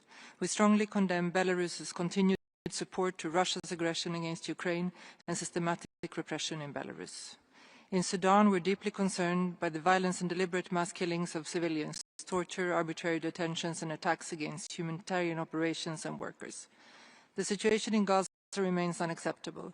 Israel must live up to its obligations to ensure unhindered humanitarian access and immediately reverse the undermining of the two-state solution through illegal settlement policies in the West Bank. Hamas must disarm and relinquish power. The human rights situation in Iran is deeply concerning. The deadly repression of peaceful dissent and widespread use of the death penalty is alarming. We reiterate our serious concerns about the situation in China, not the least in Hong Kong, Tibet and Xinjiang. We urge China to implement the recommendations from the UPR, the OHC report on Xinjiang and special procedures. We continue to demand the release of those arbitrarily detained in several countries. I thank you. Muchas gracias. Cedo la palabra a la distinguida representación de Australia. Vice President, we are deeply concerned about mounting loss of life in the Middle East. We condemn Iran's strikes on civilians and civilian infrastructure across the region and its reported use of lethal force against protesters. Iran and Afghanistan display contempt for human rights through the persecution of women and girls, activists and minorities. In the DPRK, we have seen no progress since the 2014 Commission of Inquiry on Human Rights found systemic and widespread human rights violations. We remain gravely concerned by reports of human rights violations and abuses in Myanmar, including the military regime's ongoing attacks against civilians. In Syria, we are concerned by ongoing violence against civilians and call for the protection of all Syria's peoples, including minorities. Israel's illegal settlements severely impact the human rights of Palestinians and undermine prospects for a two-state solution. We want to see the ceasefire in Gaza maintained, civilians protected, and the unimpeded flow of aid. We remain gravely concerned by ongoing human rights violations against Uyghurs and Tibetans. We continue to call for respect for all rights and fundamental freedoms, consistent with the UN expert recommendations. We are also deeply concerned by the broad application of national security legislation in Hong Kong, including to target democracy advocates extraterritorially. Muchas gracias. Cedo la palabra a la distinguida representación de Canadá. Monsieur le Vice-président, le Canada demeure profondément préoccupé par la détérioration continue des droits de la personne. La crise au Moyen-Orient souligne l'urgence de protéger les civils. L'Iran a déjà pris des mesures sans précédent allant des meurtres illégaux, des détentions arbitraires et des actes de torture à l'encontre de sa propre population. Nous appelons toutes les parties à prioriser la protection des civils et à faire progresser une résolution diplomatique. Au Myanmar, les élections générales ont été marquées par de nombreux actes de violence, des arrestations et de l'intimidation, loin des normes internationales en matière d'élections libres et équitables. Au Bélarus, la répression persistante demeure très inquiétante. Arrestations arbitraires, torture, détention prolongée de prisonniers politiques et nouvelles arrestations se poursuivent. En plus, la Russie invoque des accusations de terrorisme et d'extrémisme pour criminaliser la liberté d'expression et toute forme de dissidence, emprisonnant des milliers de personnes dans les établissements où les abus et la torture sont largement documentés. Je vous remercie. Muchas gracias. Cedo la palabra a la distinguida representación de Беларусь. Благодарю, господин заместитель председателя. Выступление западных стран в Совете вновь изобилует озабоченностями и обвинениями в связи с положением с правами человека в адрес развивающихся стран. Однако правозащитная система ООН, которая далека от объективности, указывает на серьезные и системные проблемы с правами человека практически во всех этих странах. Отсутствует прогресс в ликвидации проблем дискриминации по многим признакам. Ускоряется процесс отхода от международных обязательств в вопросах регулирования миграции и предоставления убежища. Процветает религиозная нетерпимость. Под предлогом борьбы с дезинформацией закрывается информационное пространство и подавляется, включая методами уголовного преследования, любое альтернативное мнение. Более того, геополитические амбиции элит так называемых правозащитных чемпионов несут кризисы во многие страны через односторонние принудительные меры, которые призваны разрушить экономики путем вливания огромных средств в экстремистские группировки для разжигания противостояний внутри обществ, используя для этого современные технологии.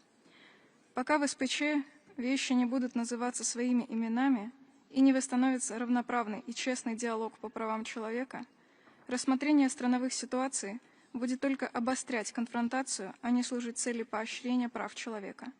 Благодарю за внимание. Muchas gracias. Cedo la palabra a la distinguida representación de Irlanda. Vice President, Ireland aligns with the statement of the EU. Ireland is gravely concerned at the worsening of the already dire human rights situation in Iran caused by the use of brutal repression, arbitrary detention and the death penalty. Ireland reiterates its condemnation of Russia's violations of international humanitarian law and international human rights law as its war of aggression in Ukraine enters its 5th year. The human rights situation in Gaza remains dire. Israel must immediately remove restrictions on aid access, facilitate essential supplies and services and ensure the full opening of all border crossings. Ireland strongly opposes Israeli settlements in the occupied Palestinian territory, which are illegal under international law. Ireland condemns the systemic exclusion of women and girls in Afghanistan who are denied their fundamental rights to education, employment, freedom of movement and access to services. In Sudan, the 3rd anniversary of the devastating conflict is marked by serious human rights violations and abuses being perpetrated by the warring parties. Ireland is horrified by the findings of the recent report of the Independent International Fact-Finding Mission. The perpetrators of these violations must be held accountable and brought to justice. Restrictions on civic space, especially in Hong Kong, and the treatment of ethnic and religious groups in China, including Tibetans and Uyghurs, remain of grave concern. We repeat our call on China to implement recommendations from the OHCHR's Xinjiang assessment. Thank you, Vice President. Muchas gracias. Cedo la palabra a la distinguida representación de Malta. Thank you, Mr. Vice President. Malta aligns itself with the statement of the European Union. We are seriously concerned about the escalating situation in the Middle East and Gulf region. Iran's military attacks on its Gulf neighbours, including civilian infrastructure, serve only to intentionally escalate an already complicated regional situation. We call on Iran to immediately halt all such attacks. We encourage the Democratic People's Republic of Korea to engage with the Special Rapporteur and other special procedures mandate holders. The Special Rapporteur in her report lists several recommendations that would improve the enjoyment of human rights of the DPRK citizens. We remind that individual persons are the rights holders and not governments. Malta maintains its consistent support to all mandate holders and investigative mechanisms. Their priceless work in the promotion and protection of all human rights demonstrate the practical impact of this Council's work on the lives of all rights holders. I thank you. Muchas gracias. Cedo la palabra a la distinguida representación de Austria. Mr. Vice President, Austria aligns with the EU statement. We reiterate our unequivocal condemnation of Russia's war of aggression against Ukraine, including the ongoing attacks on civilians and civilian infrastructure and forced deportation of Ukrainian children. Austria calls on Russia to engage in meaningful peace negotiations and agree to an immediate, full and unconditional ceasefire. We condemn the arbitrary arrests, violence and internet shutdowns during protests in Iran, as well as the disproportionate targeting of minorities, especially the Baha'i. We denounce Iranian regional strikes, urging all parties to de-escalate immediately. Austria calls for a full implementation of the Gaza peace plan, including a ceasefire, humanitarian aid, Hamas demilitarization and IDF withdrawal. We condemn illegal settlements and settler violence in the OPT.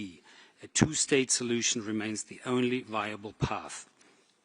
We remain concerned about ongoing human rights violations in Afghanistan, particularly restrictions on women's and girls' rights, and condemn the persistent human rights violations and gang violence in Haiti, including child exploitation and sexual violence. Austria is alarmed by the findings of the FFM Sudan report that RSF atrocities in El Fasher may signal a genocidal path and calls for stronger civilian protection, accountability and humanitarian access. I thank you. Muchas gracias. Cedo la palabra a la distinguida representación de Alemania. Thank you, Mr. Vice President. Germany calls for the protection of civilians in the war in the Middle East. We stand by the UN Charter. We urge Iran to cease its flagrant abuses of international law, causing regional instability through unjustifiable attacks against its neighbours and its long-standing build-up of arms, including its illegal enrichment programme. Germany reaffirms the Iranian people's right to determine their future free from brutal repression and abuse perpetrated by the Iranian government. In Europe, Russia must stop its illegal war of aggression in Ukraine, including the latest attacks on energy infrastructure and its human rights violations, as the use of conflict-related sexual violence and the deportation of Ukrainian children. On Sudan, we call for an end to grave and systematic human rights violations, and we will host the third International Conference on Sudan in April. We call on Israel to resume allowing for sufficient humanitarian aid to Gaza, to refrain from any annexation in the West Bank and ensure accountability for unprecedented settler violence. We call on China to respect the universality of human rights, including freedom of opinion, religion, belief, and the press, and the rights of people belonging to minorities, particularly in Tibet and Xinjiang. In Hong Kong, the use of the national security law further erodes civil and political rights. Thank you. Muchas gracias. Cedo la palabra a la distinguida representación de Georgia. Thank you, Mr. Vice President. Systemic human rights violations continue to pose grave risks to peace, security, and human dignity worldwide. Regrettably, we continue to witness grave human rights infringements in Georgia's Abkhazia and Tskhinvali regions, which are under the illegal occupation and effective control of the Russian Federation, as attested by the decisions of the ECHR and ICC. Torture and ill treatment, violations of rights to life and health, arbitrary detentions and kidnappings, restrictions on freedom of movement, ethnic discrimination and prohibition of education in native Georgian language have become the inseparable part of the daily life of people residing therein. Despite repeated calls by this Council and the OHCHR, access for international human rights monitoring mechanisms to the occupied regions continues to be denied by the Russian Federation, thus further aggravating the humanitarian and human rights situation therein. Mr. Vice President, Russia's full-scale invasion of Ukraine represents a blatant violation of the principles enshrined in UN Charter and Helsinki Final Act, causing immense human suffering, displacement and destruction. Georgia reaffirms the importance of the work of the relevant international human rights mechanisms in documenting all gross violations and contributing to the ensuring of accountability. To conclude, my delegation has already expressed its concerns regarding the Venezuela and Nicaragua situations. Thank you. Muchas gracias. Cedo la palabra a la distinguida representación de Bélgica. Monsieur le Vice-président, la Belgique s'aligne sur la déclaration de l'Union européenne. Comme le haut-commissaire l'a récemment rappelé, la menace et l'emploi de la force pour résoudre les différends deviennent de plus en plus fréquents et normalisés. Les souffrances massives infligées aux civils se déroulent sous nos yeux, que ce soit en Ukraine, au Soudan, en RDC, à Gaza, au Liban, en Iran ou dans ses pays voisins. Plus que jamais, nous devons nous rappeler que la Charte des Nations Unies et la Déclaration universelle des droits de l'homme sont nées de la pire catastrophe humaine de l'histoire, la Seconde Guerre mondiale. La Belgique plaide sans relâche pour le respect du droit international humanitaire qui s'applique à tous, en tout lieu, sans exception. La protection des civils dans les conflits armés doit être garantie. Les hôpitaux ainsi que les écoles doivent être pleinement protégés. Le droit international humanitaire vise à protéger les plus faibles et à alléger les souffrances des victimes.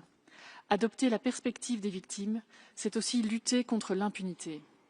Les victimes ont droit à une justice qui identifie et juge les responsables et à des garanties concrètes pour que ces violations ne se reproduisent plus. C'est dans cet esprit que la Belgique défend sans réserve l'indépendance de la Cour pénale internationale. Nous continuerons aussi à défendre ceux qui sont engagés dans la défense de ceux qui défendent les droits. Je vous remercie, Monsieur le Vice-président. Muchas gracias. Cedo la palabra a la distinguida representación de Burkina Faso.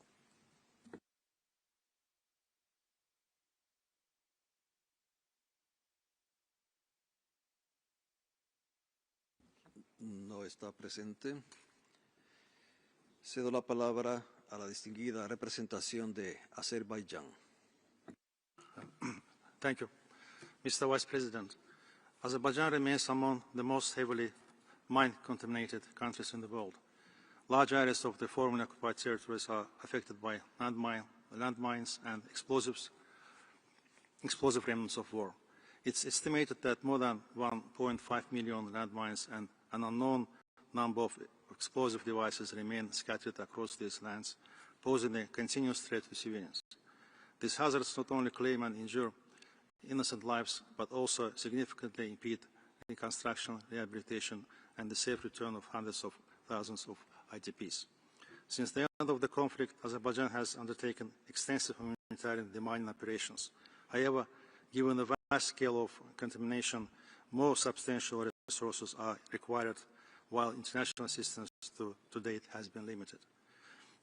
Another pressing humanitarian concern remains the fate and whereabouts of close to 4,000 Azerbaijani citizens who went missing during the conflict.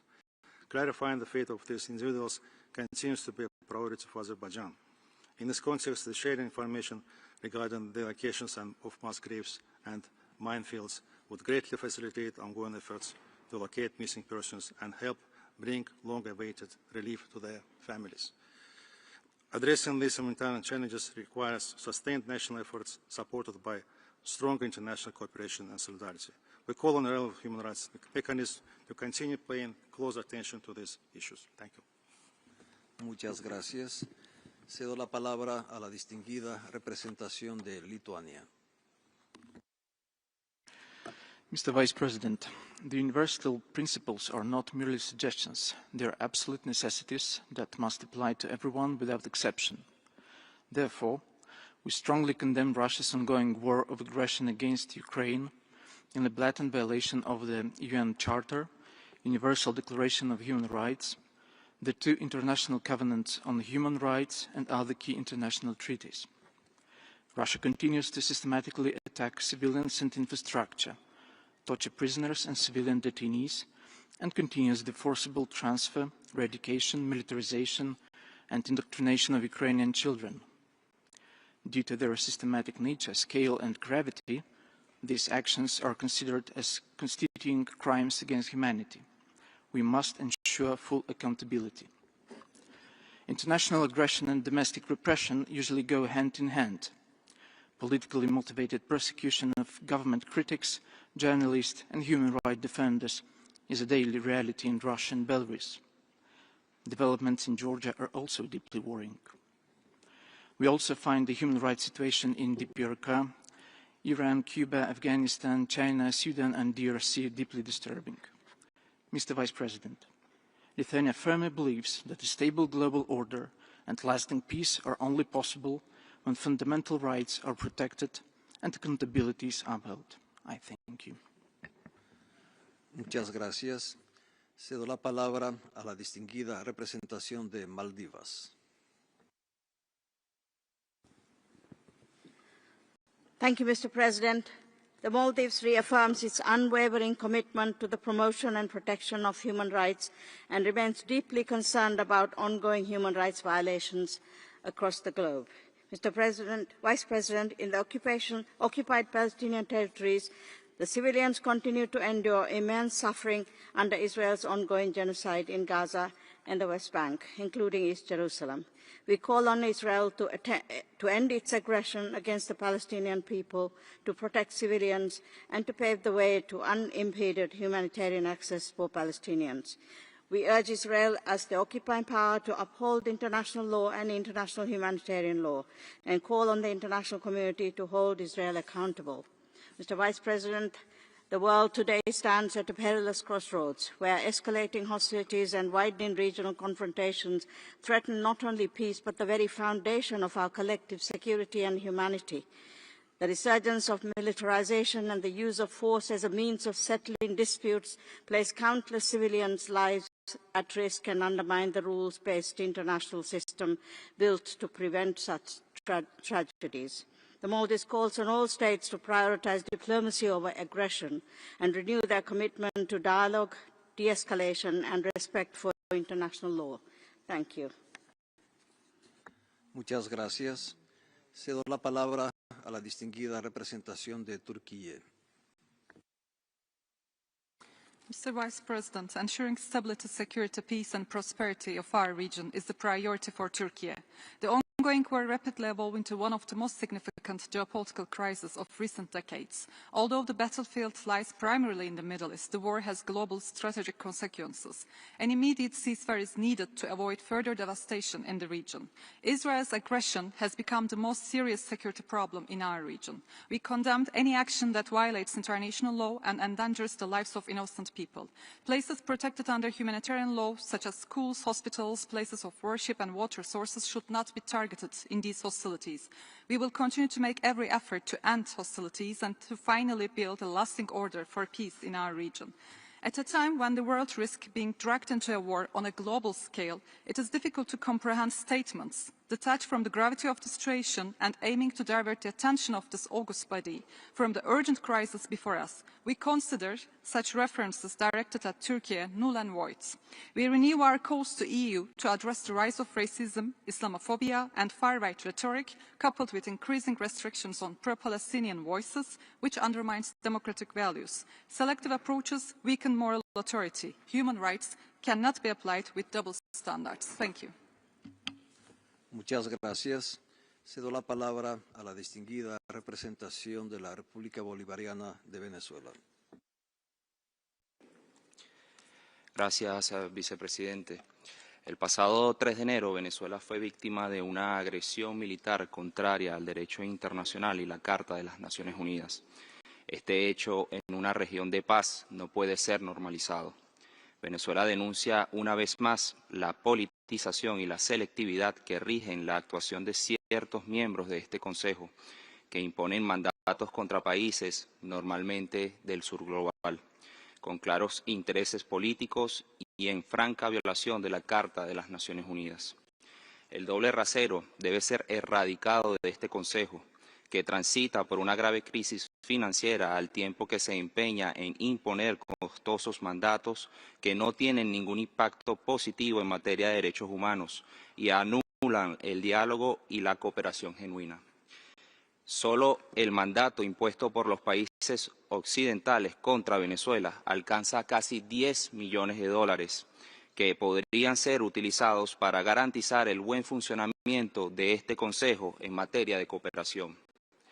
Instamos a este Consejo a emprender acciones que cumplan sus propósitos originales y no contribuyan a la erosión del sistema multilateral. Finalmente, reiteramos nuestro firme apoyo al principio de una sola China. Muchas gracias, señor vicepresidente. Muchas gracias. Cedo la palabra a la distinguida representación de Afganistán. Thank you, Mr. Vice President. We express concern over the proliferation of conflicts worldwide, and we reiterate our call on all members to adhere universally and impartially to the principles of the Charter. In the context of widespread and systematic human rights violations under the Taliban, the intensification of cross-border streaks poses an additional serious risk to civilians. This situation requires the immediate and utmost attention of this Council. The conflict has claimed civilians' lives and displaced many people in conflict-affected areas at a pace far exceeding that of the previous years. Mr. Vice President, Afghanistan requires the urgent and sustained attention of this Council. We reiterate our call to the UN member states to fully resource and fund, including through voluntary contributions, the new international investigative mechanism so it can effectively collect, preserve, document and analyze evidence of international crimes committed and ensure accountability for violations. The people of Afghanistan deserve the renewed commitment of member states to their protection. I thank you. Muchas gracias. Cedo la palabra a la distinguida representación de Armenia. Mr. Vice President, at a time of heightened global instability, Armenia underscores the importance of safeguarding human rights and humanitarian principles as the foundation for peace, security, and sustainable development.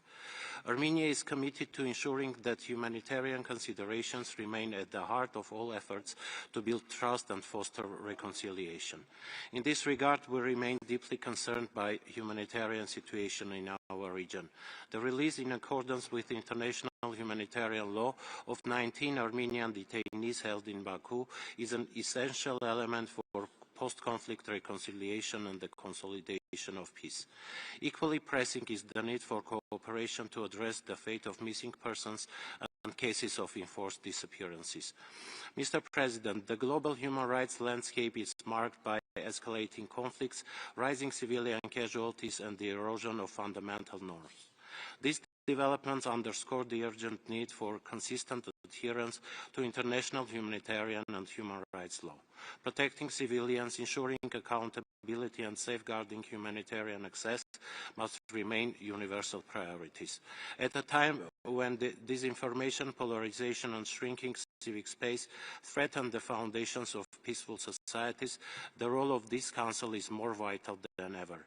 Armenia reaffirms its support for principled multilateralism and for collective efforts aimed at preventing further deterioration of human rights situations worldwide. Thank you. Muchas gracias. Cedo la palabra a la distinguida representación de Sudán. شكرا سيد نائب الرئيس. في عالمنا الذي تضيق فيه المسافات وتتداخل فيه القضايا تشهد الكثير من البلدان منها بلادي نزاعات لا ترتبط في استمرارها وتفاقمها فقط بعوامل داخلية بل بأبعاد خارجية وأدوار تخريبية لدول وجهات تتسبب عبر تدخلاتها الضارة في تأجيج النزاع وانتهاكات حقوق الإنسان في بلدان لا تربطها معها حدود جغرافية. لقد ظلت ميليشيا الدعم السريع المتمردة ببلادي رغم سجلها الإجرامي والإرهابي تجد دعما عسكريا وسياسيا وماليا وإعلاميا تضليليا خارجيا مستمرا، وذلك في تجاهل تام لفظاعة الجرائم المرتكبة من هذه الميليشيا، ومنها جريمة الإبادة الجماعية والجرائم ضد الإنسانية وكل أشكال جرائم الإرهاب من ترويع الآمنين وتعدي على المطارات المدنية والاحتجاز والاختفاء من أجل طلب الفدية واستهداف المؤسسات الدبلوماسية وغيرها. إيمانا من بلادي بالتعددية ودور مؤسسات التعاون الدولي تجدد دعوتها عبر هذا المنبر الموقر إلى إدانة هذا النوع من التدخلات الضارة وإدانة نقل وتجنيد المرتزقة للمشاركة في معارك لا صلة لهم بها.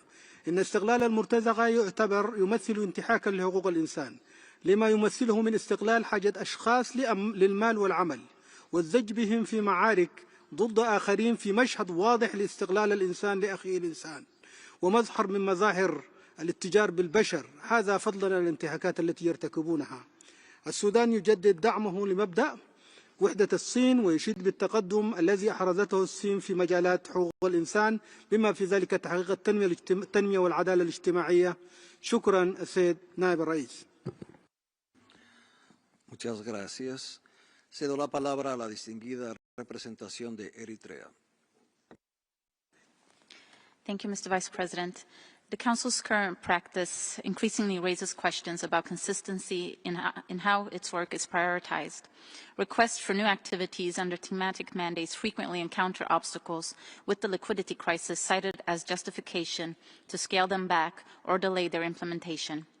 We fully acknowledge that the financial constraints must be taken seriously. However, the same level of restraint does not appear to apply to country-specific mandates, which continue to expand outside the parameters set by the Council's guiding documents and without comparable scrutiny. This imbalance is difficult to understand at a time when the Council repeatedly points to limited resources. The disproportionate attention directed at certain countries risks turning human rights mechanisms into instruments of pressure rather than platforms for cooperation.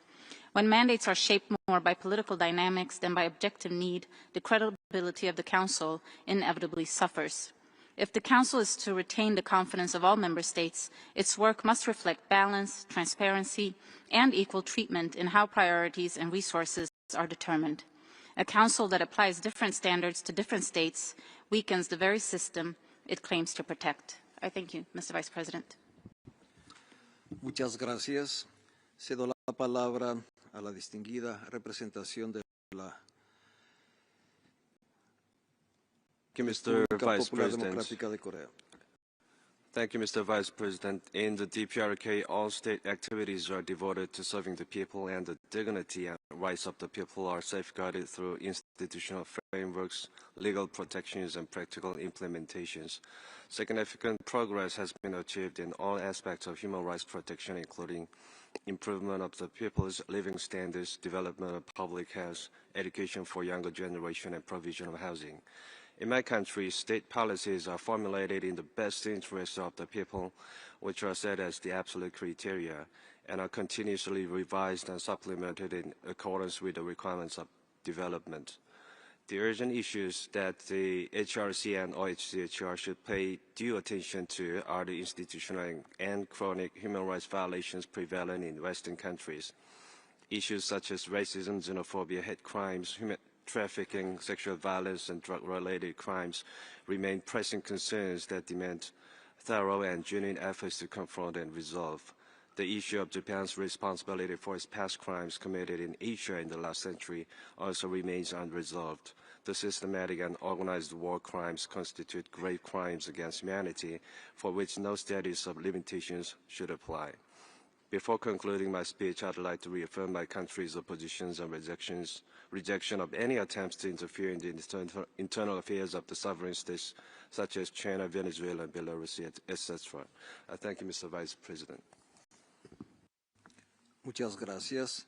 Cedo la palabra a la distinguida representación de la Federación de Rusia. Господин председатель, хотел бы вновь привлечь внимание Совета к преступной сущности ненацистского киевского режима, узурпировавшего власть в 2014 году в результате кровавого антиконституционного переворота. Опасаясь, что эскалация на Ближнем Востоке может привести к потере интереса к украинской проблеме и ослаблению поддержки со стороны Запада, Киев делает все для того, чтобы оставаться в западном медийном поле, даже если цена этому жизни невинных людей. 10 марта им совершено очередное чудовищное преступление против мирного населения нашей страны. Нанесен прицельный ракетный удар по Брянску, от которого пострадал оживленный деловой квартал, расположенный вблизи Брянского государственного инженерно-технологического университета, многоквартирных жилых домов, коммерческих и производственных предприятий, учреждений общепита. В результате этой атаки погибли 7 и ранены 42 человека. Удар был нанесен с применением дальнобойных британских ракет «Шторм Shadow». Зеленский уже публично отчитался содеянным перед своими западными хозяевами, которые несут всю полноту ответственности за последствия данного удара, повлекшего жертвы среди гражданского населения.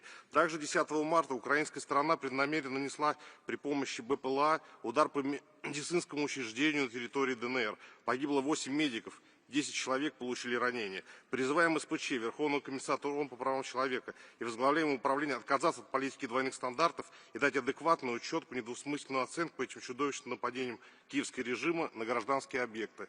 Благодарю за внимание. Muchas gracias. Cedo la palabra a la distinguida representación de Ucrania.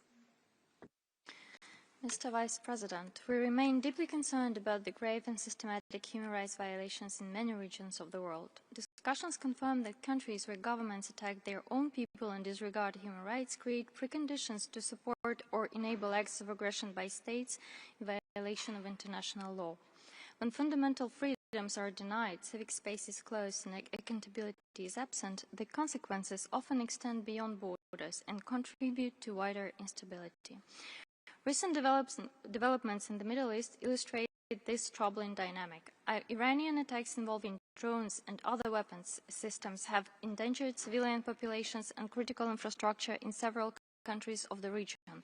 We express our solidarity with all states and communities affected by such actions. These developments are particularly alarming in light of the growing military cooperation between Iran and Russia. The transfer and use of drones technologies between these two regimes have already had devastating consequences for civilians in Ukraine, where Russian forces continue to deliberately target residential areas and energy infrastructure. Such attacks undermine the most fundamental human rights, including the rights to life, security, and dignity. This reality underscores underscores why the Council must remain vigilant and principled in addressing serious human rights violations wherever they occur and in supporting the work of the OHCHR. I thank you. Muchas gracias. Cedo la palabra a la distinguida representación de Uganda. Thank you, Vice President. The growing practice of this Council in adoption of country-specific resolutions without the consent of the countries has not only proven expensive amidst the ongoing liquidity crisis, but also turned out non-productive, and it should concern us all. The Council needs to address the human rights in a global context, Mr. Vice President, through a constructive, non-confrontational, non-politicized, and a non-selective dialogue-based approach. The unfortunate trend that we witness of alignment with the most powerful and cherry-picking between one wrong over another should not have a place in this Council. Human rights violations anywhere by whomever should be condemned equally by the Council. We agree that 2 wrongs indeed don't make a right, even 3 don't. However, both wrongs must be called out and addressed impartially and objectively. The name-calling and shaming of a select few states under the leadership of the mighty and powerful penholders that are not any innocent to human rights abuses should not be celebrated by this Council, at least not in 2026. Uganda, as the current chair of the non-aligned movement, will maintain a non-aligned principle and non-interference into human rights, into the internal affairs of other countries. However, we remain very committed to cooperating with the Council and productive mechanisms like the UPR that affords us a real chance to promote and protect human rights for all objectively. I thank you. Muchas gracias. Cedo la palabra a la distinguida representación de Sudán del Sur. Mr. Vice President, South Sudan aligns with the African Group and NAM statements. We underscore that as the Council has reached its 20-year anniversary, it should be guided by the principle of impartiality, universality, objectivity, non-selectivity, which were the main drivers for the reform in March 2006. Human rights discussion should promote constructive dialogue and genuine cooperation rather than confrontation or politicization. Respect for sovereignty and national ownership remains essential to achieving durable progress. Country-specific mandates should be subjected for prior consent of countries concerned to ensure the required cooperation. Efficiency and rationalization of the Council is crucial to avoid duplication of work, parallel mandates, and overlapping amid the current global landscape and financial constraints. South Sudan reaffirmed its unwavering support to One China principle and reject any interference in China's internal affairs. In conclusion, we call upon the international community to support countries facing complex transitions, including South Sudan, through technical assistance and capacity building as the best way to promote and protect human rights worldwide. I thank you, Mr. Vice President. Muchas gracias. Cedo la palabra a la distinguida representación de Cambodia. Thank you, Mr. Vice President. In today's volatile international environment, Cambodia urges all members of the international community not only to reaffirm but also to act in full accordance with the purposes and principles enshrined in the United Nations Charter, especially respect for the sovereignty and territorial integrity of states, non-interference in the internal affairs of states, and the renunciation of the threat or use of force in international relations. In this spirit, Cambodia reaffirms its support for the One China principle and its respect for China's sovereignty and territorial integrity. Cambodia emphasizes that matters concerning Hong Kong, Xinjiang, and Xinjiang fall within China's internal affairs and should be free from external interferences. Cambodia supports China's human rights journey and commends China's achievements, which have also made significant contributions to global human rights. Lastly, Cambodia stresses the importance of maintaining social stability, promoting economic development, fostering ethnic solidarity, while ensuring the protection and promotion of human rights and fundamental freedoms for all individuals in accordance with international law.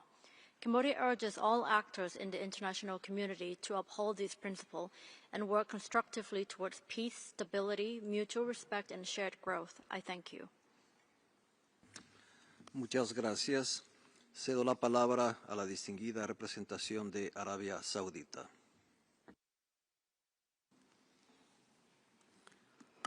سيد نائب الرئيس، من أهم الحالات التي توجب اهتمام المجلس هي الهجمات السافرة التي تشنها جمهورية إيران على المملكة ودول مجلس التعاون لدول الخليج العربية وعدد من الدول العربية والإسلامية والصديقة، دول ذات جوار وليست طرفا في النزاع القائم. وترحب المملكة باعتماد مجلس الأمن القرار رقم 2817 الذي قدمته دول مجلس التعاون لدول الخليج العربية والمملكة الأردنية الهاشمية الشقيقة، والذي يدين بأشد العبارات هذه الهجمات ويقرر أن هذه الأعمال تشكل خرقا للقانون الدولي وتهديدا خطيرا للسلام والأمن الدوليين. وتشير بلادي إلى مضامين القرار الذي يدين الهجوم على المناطق السكنية واستهداف الأعيان المدنية وما تسببت فيه الهجمات من وقوع خسائر في صفوف المدنيين وإلحاق الضرر بالمباني المدنية والتضامن مع هذه البلدان وشعوبها. كما تشير بلادي إلى الدعم الدولي الذي يحظي به القرار والإدانات الدولية لتلك الهجمات الإيرانية الغاشمة، والمطالبة بوقفها فورا دون قيد أو شرط، ووقف أي استفزاز أو تهديد للدول المجاورة بما في ذلك استخدام الوكلاء. وختاما، تؤكد المملكة ما ورد في مضامين القرار واحتفاظها بحقها الكامل في اتخاذ الإجراءات التي تكفل حماية أمنها وسيادتها وسلامة أراضيها وردع العدوان على النحو المعترف به في المادة 51 من ميثاق الأمم المتحدة. وشكرا السيد نائب الرئيس. Muchas gracias. Cedo la palabra a la distinguida delegación de los Emiratos Árabes Unidos. السيد نائب الرئيس، تشن إيران منذ 28 فبراير هجمات غادرة وجبانة ضد دول بذلت جهودا متواصلة لتجنب التصعيد، حيث استهدفت أراضي دولة الإمارات بما يقارب 2000 اعتداء جوي بين صاروخ باليستي وصاروخ جوال وطائرة مسيرة. وقد أدان مجلس الأمن هذه الهجمات السافرة في قراره رقم 2817 بشكل واضح وصريح، وبناء عليه فإن إيران ملزمة بالتوقف الفوري والكامل عن هذه الأعمال العدوانية.